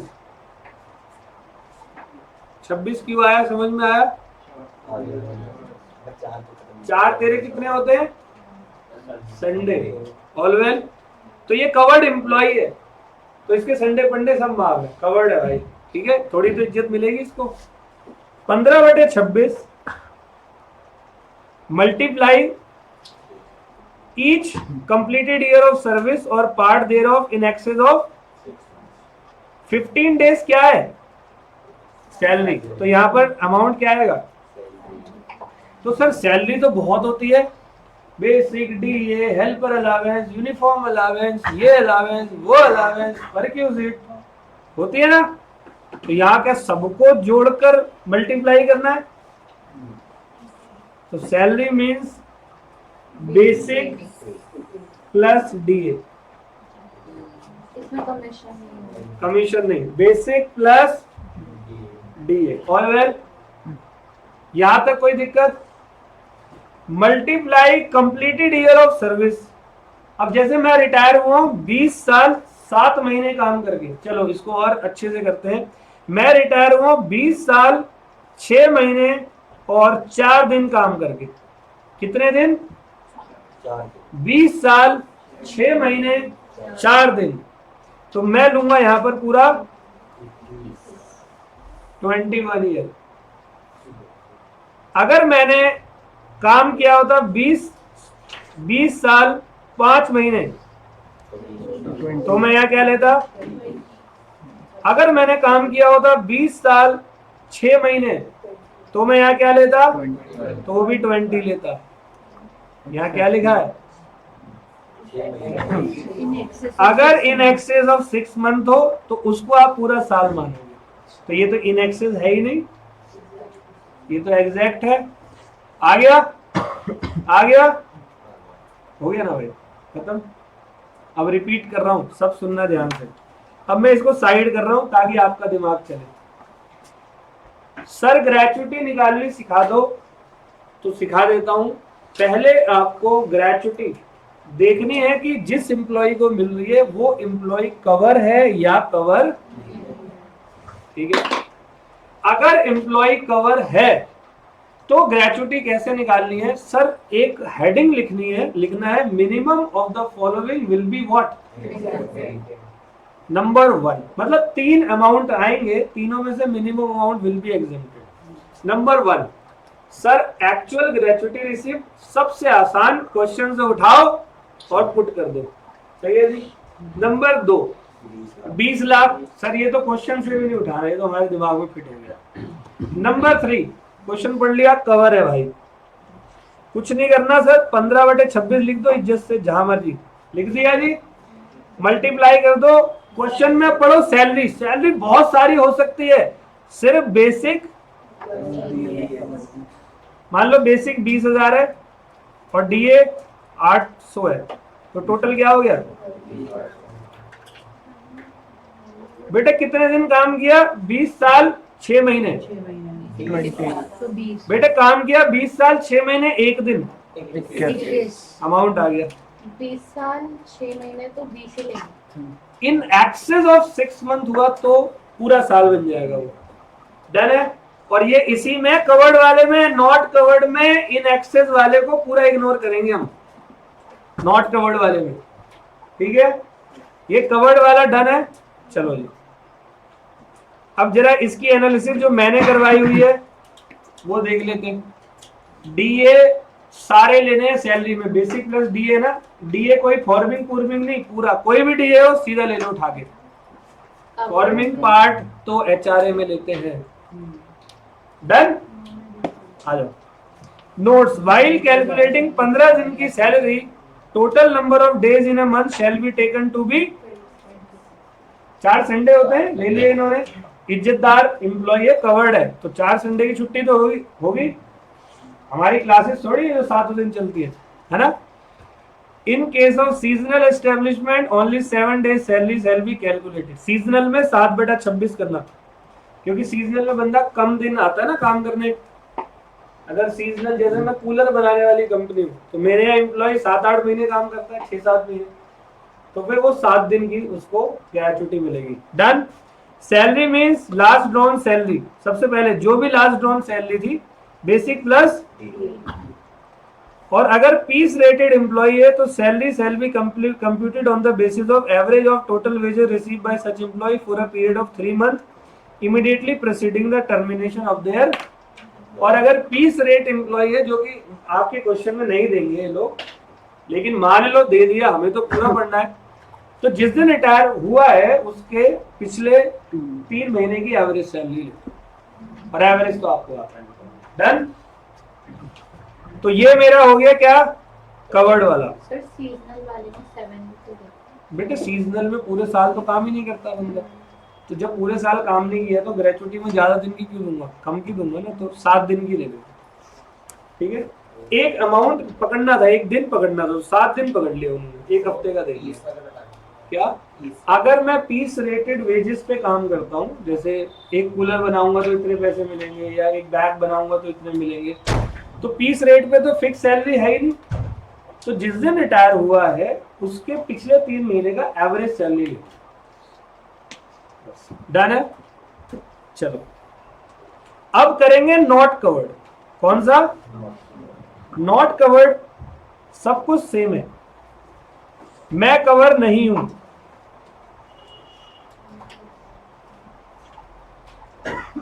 मैं कवर्ड नहीं हूं, everything is same. Actual gratuity receive ₹25।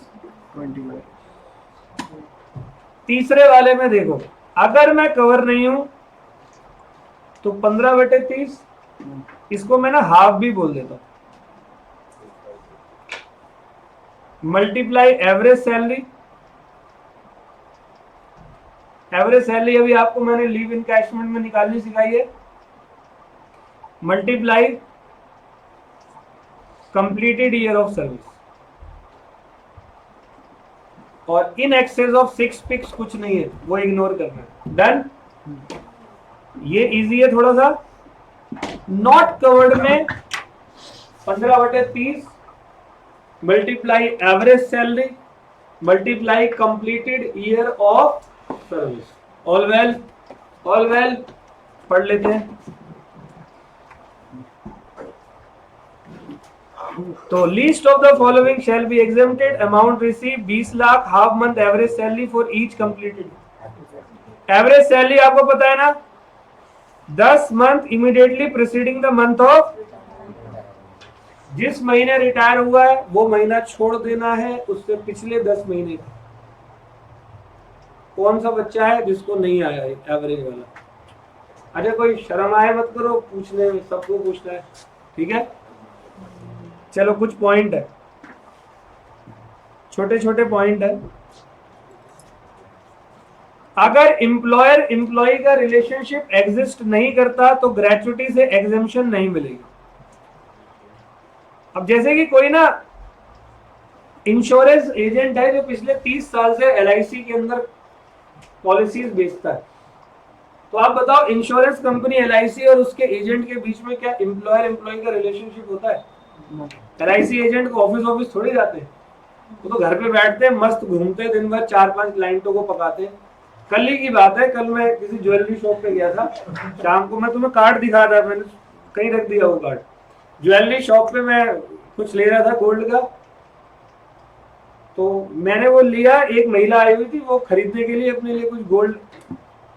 2-4 minute उसने बात करी दुकान वाले से, और मेरे को अपना LIC का कार्ड दे दिया। पहले तो उसने कार्ड दिया, अजीब लगता है कार्ड दे रही है कोई यार, है अच्छा लगता है। मेरी वाइफ मेरे साथ में और वो मुझे कार्ड दे रही है, मैं कहा अच्छा तो लग रहा हूँ लेकिन अभी मत दे, बाद में दे दिए। तो कह रही है कि आप, मैं ना LIC का भी वो काम करती हूँ, आप मुझे कॉल कर सकते हैं। मैं कहा यार ये अच्छा है, लोगों का जहाँ भाई चलते फिरते ब्रेकअप करवाएंगे हमारा, ठीक है, डिवोर्स, वो थोड़ा स्ट्रॉन्ग वर्ड है ना, बोलने नहीं चाहिए, ठीक है। तो मेरे को मैं टेंशन में आ गया, मैं क्यों दे रही है कार्ड मेरे को। तो वो एजेंट चलते फिरते क्लाइंट बनाते हैं, तो वो उनके बीच में उनका और जो उनका LIC कंपनी है, एम्प्लॉयर एम्प्लॉय का रिलेशनशिप नहीं होता। क्यों नहीं होता? वो कॉन्ट्रैक्ट फॉर सर्विस होते हैं, फ्रीलांसर है वो लोग, वो घूमते रहते हैं, जहां मर्जी कार्ड पकड़ा लिया किसी को, ले भाई ले जा, डन। तो जब एम्प्लॉयर एम्प्लॉय का रिलेशनशिप नहीं है, लेकिन फिर भी उसने 30 साल से LIC में इतने सारे क्लाइंट दिए हैं, तो वो ग्रेचुटी उनको भी देते हैं, लेकिन वो कवर्ड। कंटिन्यूटी ऑफ जॉब अगर मिलता है तो वो फुली टैक्सेबल होता है। ये तो मैंने आपको लीव इनकैशमेंट में भी बता दिया। During the continuity of job अगर आपको मिल रहा है तो वो फुली टैक्सेबल है, क्योंकि हम लोग रिटायरमेंट बेनिफिट पढ़ रहे हैं। एग्जेम्प्ट तभी मिलेगा जब रिटायरमेंट बेनिफिट होता है। अगर एम्प्लॉय मर गया, उसके मेंबर को अगर ग्रेचुटी मिली है तो सर वो एग्जेम्पशन हो जाएगा। क्या हो जाएगा? और ये हम अदर सोर्सेज में पढ़ेंगे। रिडक्शन ऑफ एग्जेम्पशन एक लास्ट है, कह रहा this provision apply to an employee who has retired earlier and gratuity was paid to him upon his retirement. Retire पहले हो गया, रिटायर्ड पहले हो गया, लेकिन ग्रेचुटी कब मिल रही है? रिटायरमेंट के समय, बीच में नहीं मिली gratuity. And some exemption was allowed to such employee under section 1010 यही है ग्रेचुटी का। If such employee retire again after reassuming work, exemption can be claim under section 1010 in respect of gratuity receive again, but the limit of 20 lakh shall be reduced by amount of exemption amount allowed earlier under section 1010। क्या है? मैं पहले retire हो गया, एक बार मैं पहले retire हो गया, मैंने उस समय पर ग्रेचुटी क्लेम नहीं करी, या मान लो क्लेम कर ली तो कुछ एग्जेम्पशन मिली होगी, मैं दोबारा से काम पे गया, कहीं और चला गया, तो मुझे दोबारा से क्या मिली?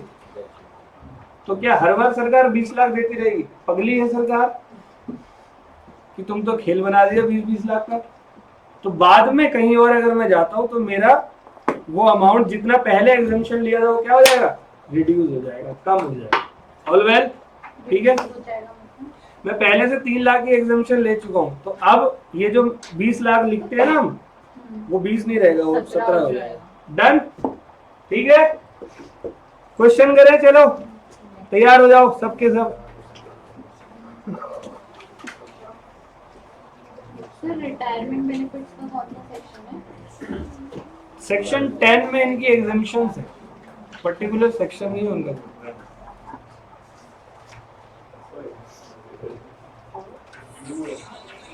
वाह वाह वाह, बंद कर ले भाई इसको।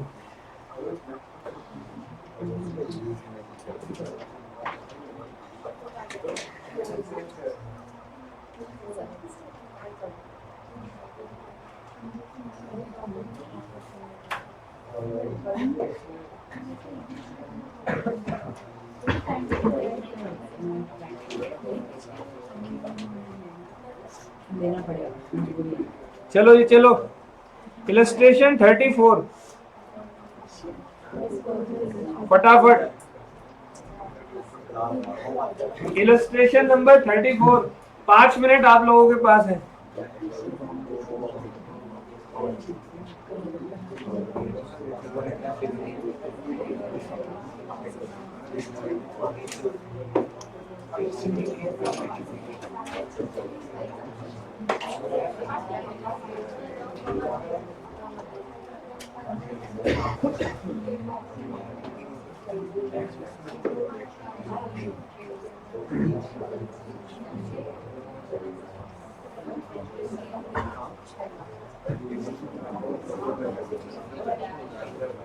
सर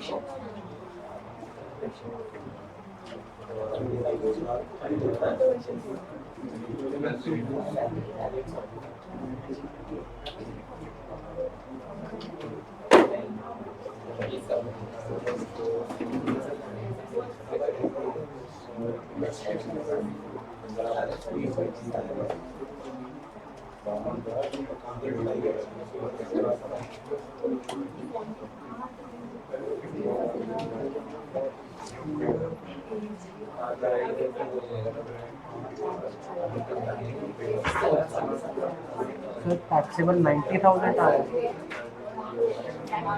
कितना एग्जाम? हाँ, एग्जेम्प्टेड कितना आया? 510। Exempted 5-10 90 tax.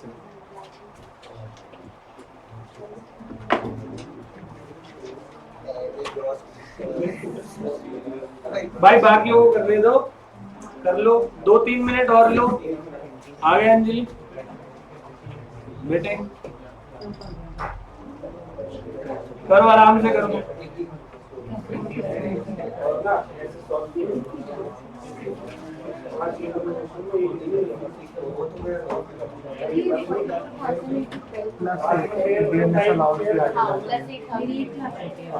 तो वो 52 ही करना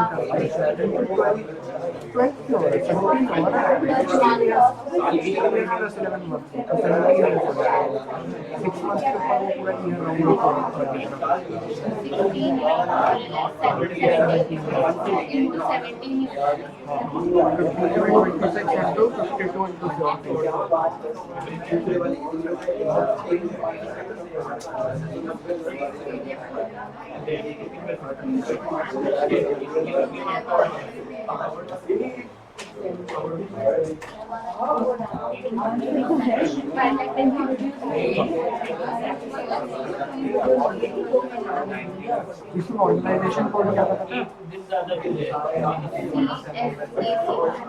चेक करना शायद 2,40,000। सोलह साल 1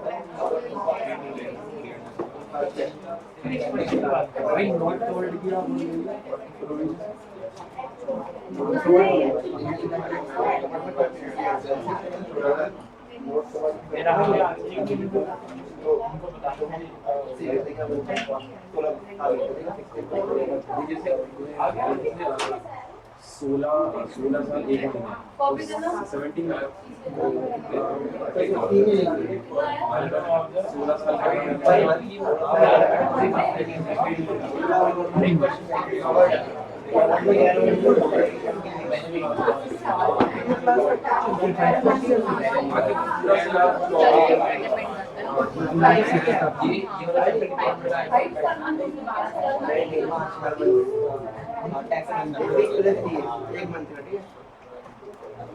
16 बेटे रिटायर कब हो रहा है? हो गया?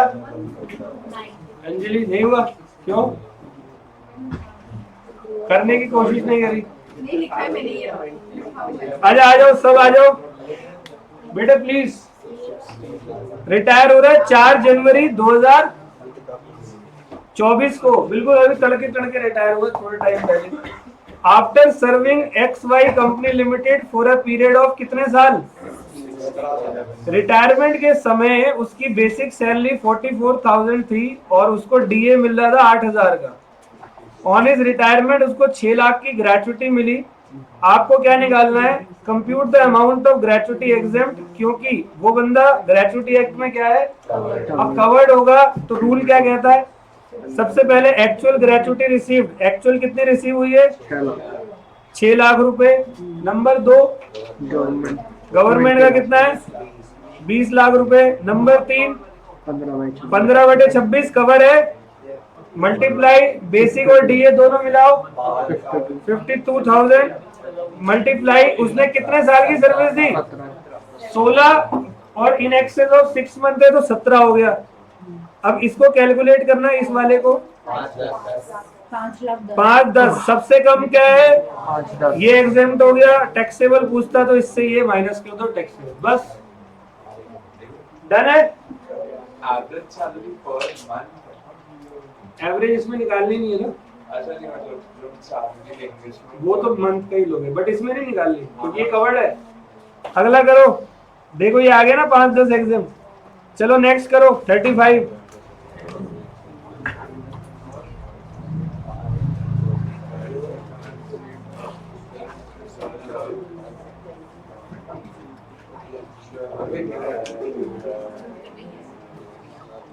फटाफट 35।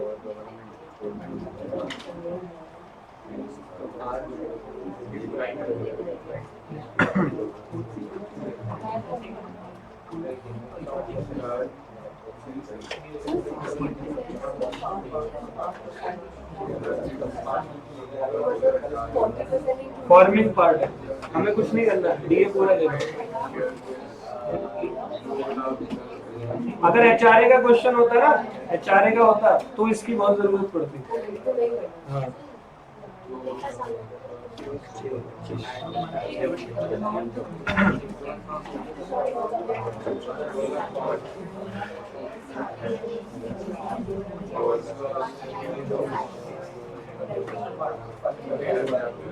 सर टीएनएस अलाउंस में 60% उसका हमें कुछ नहीं करना। मैंने हाँ डीए में सुनो सुनो सुनो, जब ग्रेचुटी में कवर होता है तब डीएनएस अलावेंस फुल लेते हैं।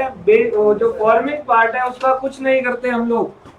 टोटल डीए लेना है 70,000 पर मंथ, पूरा उठा लेना। ये फॉर्मिंग पार्ट हेल्प करता है आपको कहां पर?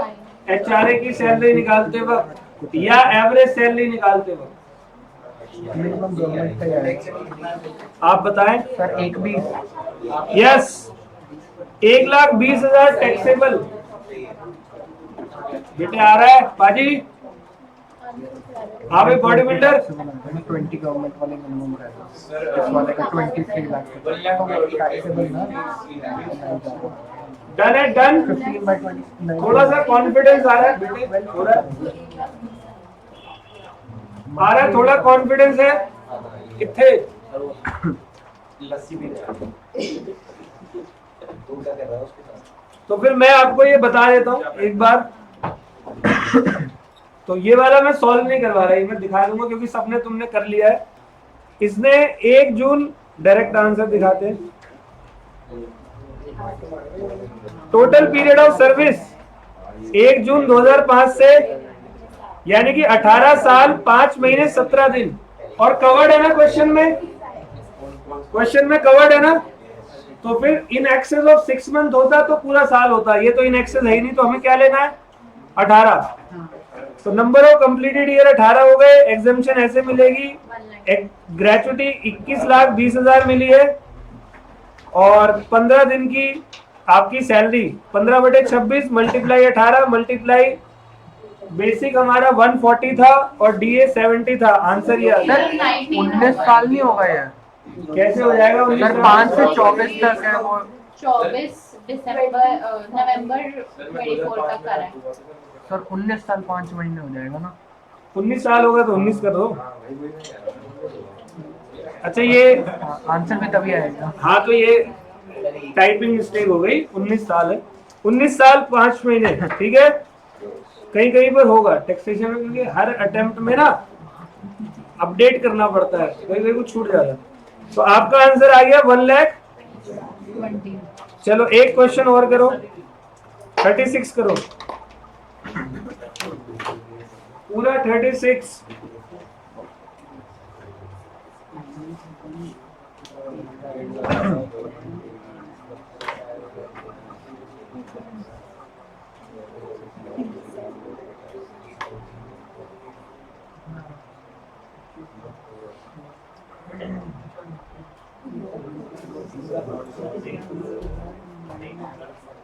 मुझे पूरा आंसर चाहिए कि रिटायर 21 अक्टूबर को रिटायर हो रहा है, 360 ग्रेचुटी मिली है, 26 साल 8 महीने, salary 15,000, average salary not covered है, नॉट कवर्ड, नॉट कवर्ड। तो 1/2 multiply average salary multiply completed year of service, 15/30 not covered है, नॉट कवर्ड है। बताएं 187 200 exempt, 172 800 would be included in gross year 26 year. आप 26 साल ही लोगे क्योंकि नॉट कवर्ड है। 187 याद है आपको, नॉट कवर्ड में 6 महीने से मतलब कंप्लीटेड ईयर ऑफ सर्विस होता है नॉट कवर्ड में।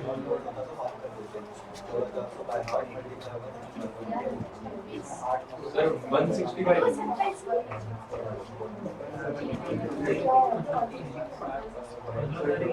एक्चुअल रिसीव कितना हुआ? 360 और 15/30 मल्टीप्लाई एवरेज सैलरी मल्टीप्लाई 26 बताना 187 और 20 लाख रुपए गवर्नमेंट का है। मिनिमम क्या हो गया? 187 ये एग्जेम्प्ट हो गया। और ग्रॉस सैलरी में क्या इंक्लूड होगा? Taxable part 172 360 minus 187 200 all well. अब ना तुम्हें कोई एक बात सुन लो, अभी तुम लोग आंसर निकाल रहे हो बस, क्योंकि अभी तुम्हारी पकड़ में बना रहा था आंसर निकालने में, अब तुम सीख गए। लेकिन जैसे तुम अपने क्वेश्चन को सॉल्व तुम्हारी कॉपी में कर रहे हो, तुम्हें कुछ नहीं मिलने वाला। वो जो तुमने तिरंगा बनाया हुआ है ना कॉपी में, मैंने देख लिया सबकी कॉपी, तुम्हें कुछ नहीं मिलने वाला। होता नहीं ऐसे ऐसे कोई चीज कहाँ जा रही है, कैसे ऐसे अलग अलग कलर कर रहे हो, सही है, तुम्हें कुछ नहीं मिलेगा। अब आज मैं आपको ना जरा इनकम टैक्स में नंबर लाने के तरीके बताता हूँ। मेरे प्यारो, ये जो तुमने कॉपी की साइड में ऊपर खोपचे में वर्किंग नोट किया है ना, आपका वर्किंग नोट वहां नहीं चलेगा। इनकम टैक्स में नंबर अगर तभी आपको देगा आपका एग्जामिनर जब आपने क्वेश्चन को प्रॉपर तरीके से विद वर्किंग नोट सॉल्व किया। समझिए? तो ये जो आपने सॉल्व किए ना सारे वर्किंग नोट, आपको स्टेप बाय स्टेप बनाने। अब मैं आपको इसका आंसर प्रेजेंट करना देख रहा हूं कि यहाँ पर इन्होंने कैसे किया। देखो जी, solution minimum of the following 3 will be. आपने हेडिंग बनाई थी ऐसे? पता नहीं, जल्दी आंसर देना है, कुछ ने बनाई थी। इससे भी ऊपर अगर आपसे ये पूछता कंप्यूट द टैक्सेबल ग्रेचुटी, तो आप लिखते computation of taxable amount of gratuity of mister, ठीक है, done. Actual amount receive half month salary, तो ये कैलकुलेशन अगर आप यहाँ कर दो तो भी ठीक, नीचे वर्किंग नोट में नीचे कर सकते हो। सी 20,000, तो ये आपको प्रॉपरली लिखना है। ये देखो, shall be exam would be included, ये पूरा लिख कर आना है आपको, बिना लिखे करोगे कुछ नहीं मिलने वाला। डन। तो मैं जब अब आपको होमवर्क दिया करूंगा, आपकी कॉपी में चेक करूंगा कि आपने किया है या नहीं किया। चलो अगला क्वेश्चन करो। ये इलस्ट्रेशन 37 आपका होमवर्क है। क्या है? 37 विल बी योर होमवर्क। पता है ये कौन सा है? जहां आपने पास्ट में भी क्लेम किया हुआ है। थोड़ा दिमाग चलाना घर पे बैठ के। तो 20 ये देखो 20 में से इन्होंने क्या किया है? ये जो पहले एग्जाम इन्होंने किया था ना, ये ढूंढ लेना, इलस्ट्रेशन 37 लिख लो। ये आपका होमवर्क है, कर लोगे? कर लेंगे सर, आंसर सामने है, कर ही लेंगे। पेज नंबर क्या फॉर्मेट से लिखिए। चलो इलस्ट्रेशन 38 डन करो अभी फटाफट।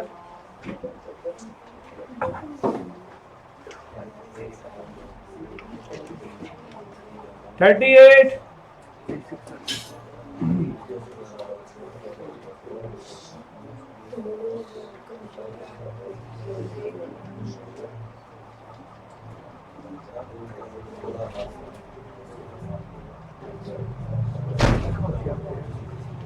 एक 9 को रिटायर हुआ है तो जिस महीने रिटायर होता है एवरेज सैलरी निकालते वक्त वो महीना छोड़ देते हैं, इससे पिछले 10 महीने की सैलरी निकालो और इस क्वेश्चन में सैलरी में फ्लक्चुएशन है। चलो फटाफट करो।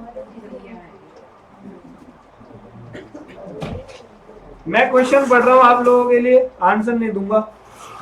ए रिटायर्ड फ्रॉम हिज नौकरी with effect from 8 September 2023। Sir ये कवर्ड है कि नहीं उसका? क्या है? लिखा ही नहीं कवर्ड है। एक मिनट रुको ना, मैं पढ़ रहा हूँ फिर बताऊंगा। He had joined the service, कब ज्वाइन करी? 1 जनवरी 2007। उसको इंक्रीमेंट मिला बेसिक सैलरी में 2500 every month every year on January 1st. At the time of his retirement, he was getting a basic salary of 50,000. तो इसको इंक्रीमेंट मिला होगा 1 जनवरी 2023 को, है ना, एवरेज सैलरी निकालते वक्त, और उससे पहले उसकी सैलरी क्या होगी? 47,500। सही है। He was also entitled to DA 10% of basic salary and commission on turnover at rupees 1% of total sale. उसका टर्नओवर 12 महीने का जो कि साल खत्म हुआ 31 अगस्त को 30 लाख था और बराबर कमीशन है, मतलब पूरा। उसको 8 लाख रुपए की ग्रेचुटी मिली है। कहीं क्वेश्चन में नहीं लिखा ना कुछ भी, लेकिन ये क्वेश्चन तुम्हें क्या इंडिकेट कर रहा है? ये तुम्हें एवरेज सैलरी की तरफ इंडिकेट नहीं कर रहा। और एवरेज सैलरी किस में निकलती है, कवर्ड या नॉट कवर्ड? तो यहाँ पर आपको नॉट कवर्ड वाला करना। आया समझ? नहीं आया? सर डीए का भी तो केस है। हाँ, डीए का भी केस है, बिल्कुल है। अब आपसे इसने कुछ नहीं बोला, लेकिन ये आपकी एवरेज सैलरी की तरफ इंडिकेट कर रहा है पूरा भरपूर जोर लगा के। वैसे असल एग्जाम में क्वेश्चन आपसे बोलेगा, तो आपको उसकी चिंता नहीं करनी। अब आप लोग निकालो, 5 मिनट आपके पास है, फिर मैं बताऊंगा। सर आंसर क्या है? जल्दी, अभी रुक जा आराम से। हमें ग्रॉस सैलरी निकालनी है फाइनल। देखो कवर्ड नहीं है ना, तो कवर्ड नहीं है, हाँ ग्रॉस निकालिए। ग्रॉस का मतलब होता है कि एग्जाम्प्ट के बाद कितना आप वहाँ लोगे। सर एक मिनट, मैं उधर आऊँ, ये क्वेश्चन बताऊँ नहीं तो? कुछ और पूछना है। यस, सर जो भी 35 उसमें एग्जाम 180 वाला है, उसमें आपने फाइल एग्जाम 20 लाख का गवर्नमेंट का है। ये मिनिमम जो भी तीनों में से होता है कोई नहीं। हाँ तो 180 हो गया। और टैक्सेबल क्या होगा जो मिला है? सर एग्जाम 396 का आ रहा है। अभी बताता हूँ। 390 हो गया। 90 हो गया।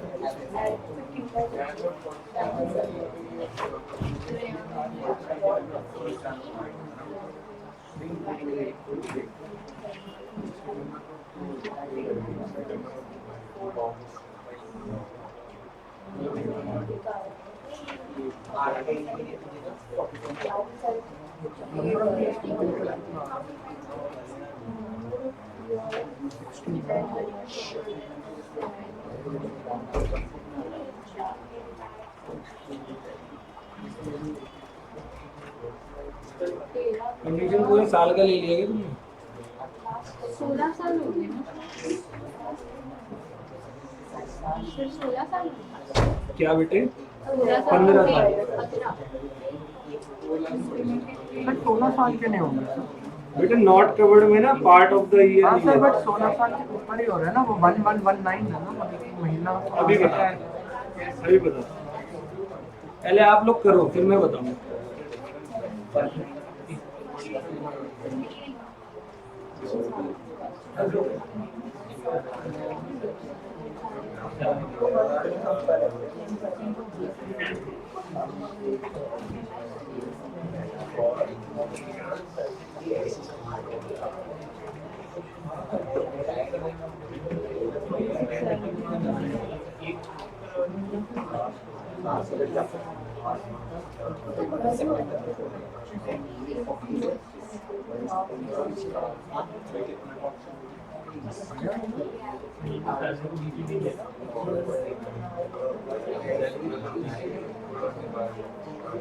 BOD से जैसे आपका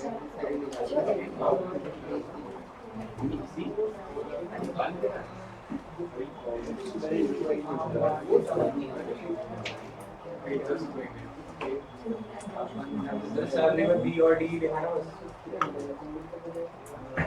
अगर यही बता दिया तो सस्पेंस ही खत्म हो जाएगा।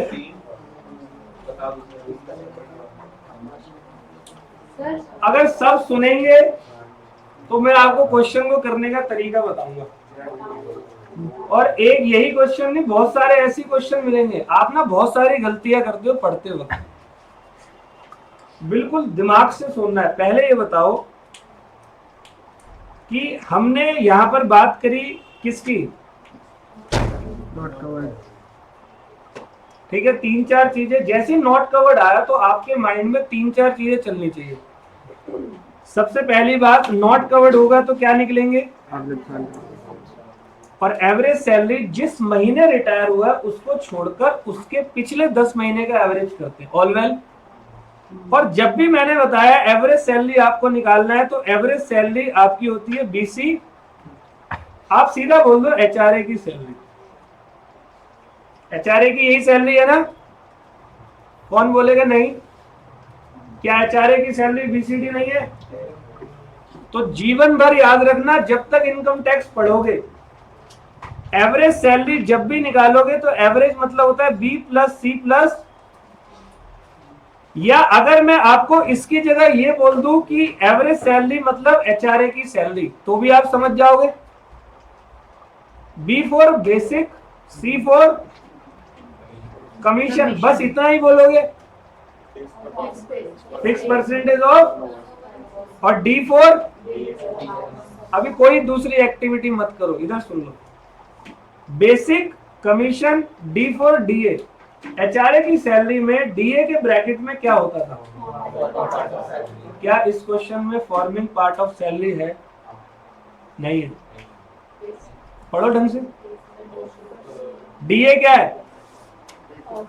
10% डीए 10% ऑफ बेसिक है। कहाँ लिखा है फॉर्मिंग पार्ट ऑफ सैलरी?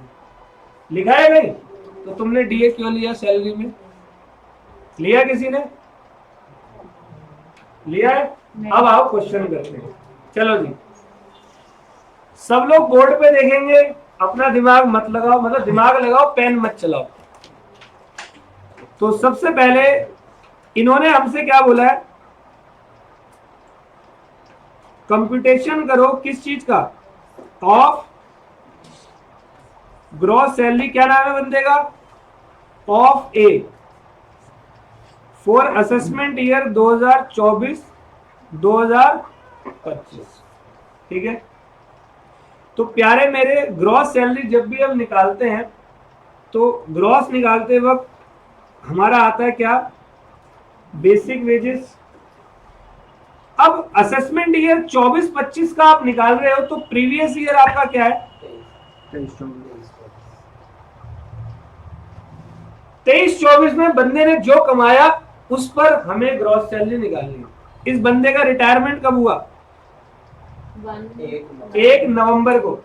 तो 23-24 में इसको कितना बेसिक वेजेस मिला होगा? नवंबर नहीं सर, सितंबर। हाँ, 1 सितंबर को रिटायर हुआ, तो 23-24 में इसको कितना बेसिक वेजेस मिला होगा बताओ। रिटायरमेंट के समय सैलरी 50,000 थी। अप्रैल, मई, जून, जुलाई, अगस्त। All well. गलत तो नहीं बोला? तो 50 × 5 कितने आ गए? 2.5 लाख रुपए। ठीक है। Oh yes, you are calculating the gross salary of Mr. A for assessment year 24-25। तो प्रीवियस ईयर 23-24 के अंदर उसने बेसिक कितना कमाया? अरे बस अप्रैल, मई, जून, जुलाई, अगस्त, 1 सितंबर को बंदा रिटायर हो गया। सर इंक्रीमेंट तो से बन जाए। मेरे को अभी इंक्रीमेंट का कुछ नहीं करना, ये इंक्रीमेंट मुझे ग्रेचुटी कैलकुलेट करते वक्त काम आएगा। मैं अभी ग्रेचुटी नहीं बता रहा, अभी तो मैं ग्रॉस सैलरी बता रहा हूँ। ग्रॉस सैलरी में बेसिक लेने के बाद आपको लेना है डीए। डीए फुली टैक्सेबल होता है। डीए कितना है इसका? 10%। ठीक है। तो चलो कमीशन, कमीशन भी फुली टैक्सेबल होता है। कमीशन कितना मिला इसको? 30 लाख का कितना परसेंट? 1%। लेकिन सर पूरा महीना 5 महीने का कितना हो गया? अब एक्चुअल अमाउंट ऑफ ग्रेचुटी कितना मिला? जल्दी बताओ। 8 लाख। अब यहां पर डायरेक्ट 8 नहीं लिखना, इसमें से लेस करना है क्या? Exemption under section 10(10)(d). अब यहां पर मुझे ये अमाउंट कैलकुलेट करने के लिए वर्किंग नोट करना पड़ेगा। All well. और फिर यहां पर अमाउंट आएगा, आपकी क्या सैलरी आ जाएगी? आपकी ग्रॉस सैलरी आ जाएगी। ठीक है। अब मैं नीचे जा रहा हूं वर्किंग नोट पर। पहले बताओ कौन सा ऐसा बच्चा है जिसको इसके अंदर कोई समस्या है? All well. चलो जी, अब हम करते हैं वर्किंग नोट। मेरे को ये क्वेश्चन इंडिकेट कर रहा है, वैसे आपके एग्जाम में साफ बोलेगा कि कवर्ड है या नॉट कवर्ड। मेरे को इंडिकेट कर रहा है नॉट कवर्ड। तो जब नॉट कवर्ड होता है तो फिर आपको क्या करना है? पहले लिख लेना है पूरा का पूरा फॉर्मूला वर्किंग नोट में। एक्चुअल ग्रेचुटी रिसीव्ड कितना है? दूसरा है 20 लाख आपकी गवर्नमेंट की एग्जेम्पशन है। और तीसरा मेन नॉट कवर्ड का फॉर्मूला 15/30, या आप लोग 1/2 भी लिख सकते हो। Multiply completed year of service. क्या यही है? किसी को यहां तक कोई डाउट? अब मैं इसको कैलकुलेट कर रहा हूं। 1/2 मल्टीप्लाई, मैं निकाल रहा हूं एवरेज सैलरी। अब एवरेज सैलरी निकालो जी। रिटायर कब हुआ? सितंबर। 1 सितंबर। सितंबर से पहले सब बोलेंगे मेरे साथ, 10 महीने पूरे देखो। अगस्त, अगस्त से पहले क्या था? जुलाई से पहले, जून से पहले, मई से पहले, अप्रैल से पहले, उससे पहले, उससे पहले, 1 2 3 4 5 6 7 8। अरे सर ये तो 8 ही महीने हुए।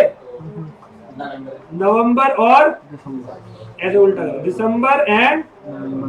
लेकिन यहाँ उसकी सैलरी थी 47,500 और यहाँ सैलरी थी, और यहाँ सैलरी की थी 50,000 बराबर। तो आपका एवरेज आएगा 50,000 इंटू 8 प्लस, अभी खत्म हुआ ही नहीं, एवरेज आया नहीं अभी। मैं यहाँ निकाल रहा हूँ, आप सेपरेट निकालना। देखो मैं यहाँ निकाल देता हूँ। एवरेज सैलरी कैसे निकली? सबसे पहले 50,000 इंटू 8 प्लस 47,500 इंटू 2। अमाउंट बताना। 49,500। 495। ठीक है।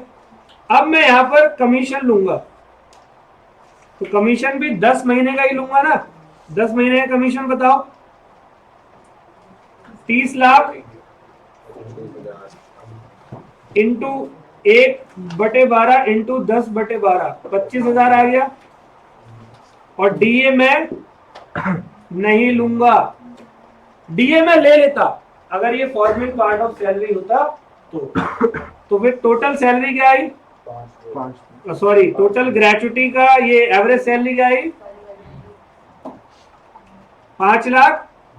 इसको एवरेज करो 10 महीने से, 52। डिवाइड बाय 10, क्या आ गया? ठीक है 52।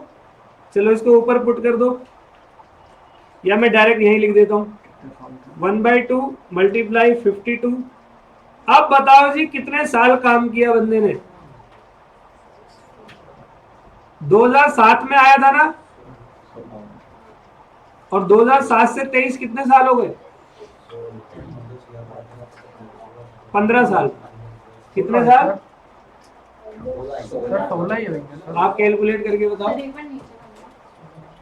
जो भी है देखो। 16 ही होंगे सर।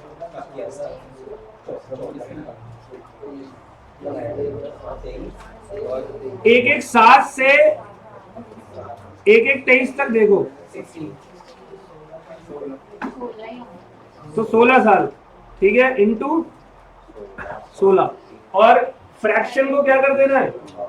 इग्नोर कर देना। डन। आपका आंसर क्या आएगा? 4,16,000। सर हमने कमीशन के ऊपर ऐड कर दी थी ऑलरेडी 5 वो तो मैंने ग्रॉस सैलरी निकालते वक्त करा था ना, मेरे को यहाँ ग्रेचुटी निकालते वक्त अलग से करना पड़ेगा। एवरेज हाँ जी, ठीक है। एवरेज निकालते वक्त ग्रेचुटी का तो भी मेरे को कमीशन लेना पड़ेगा, ठीक है। डन।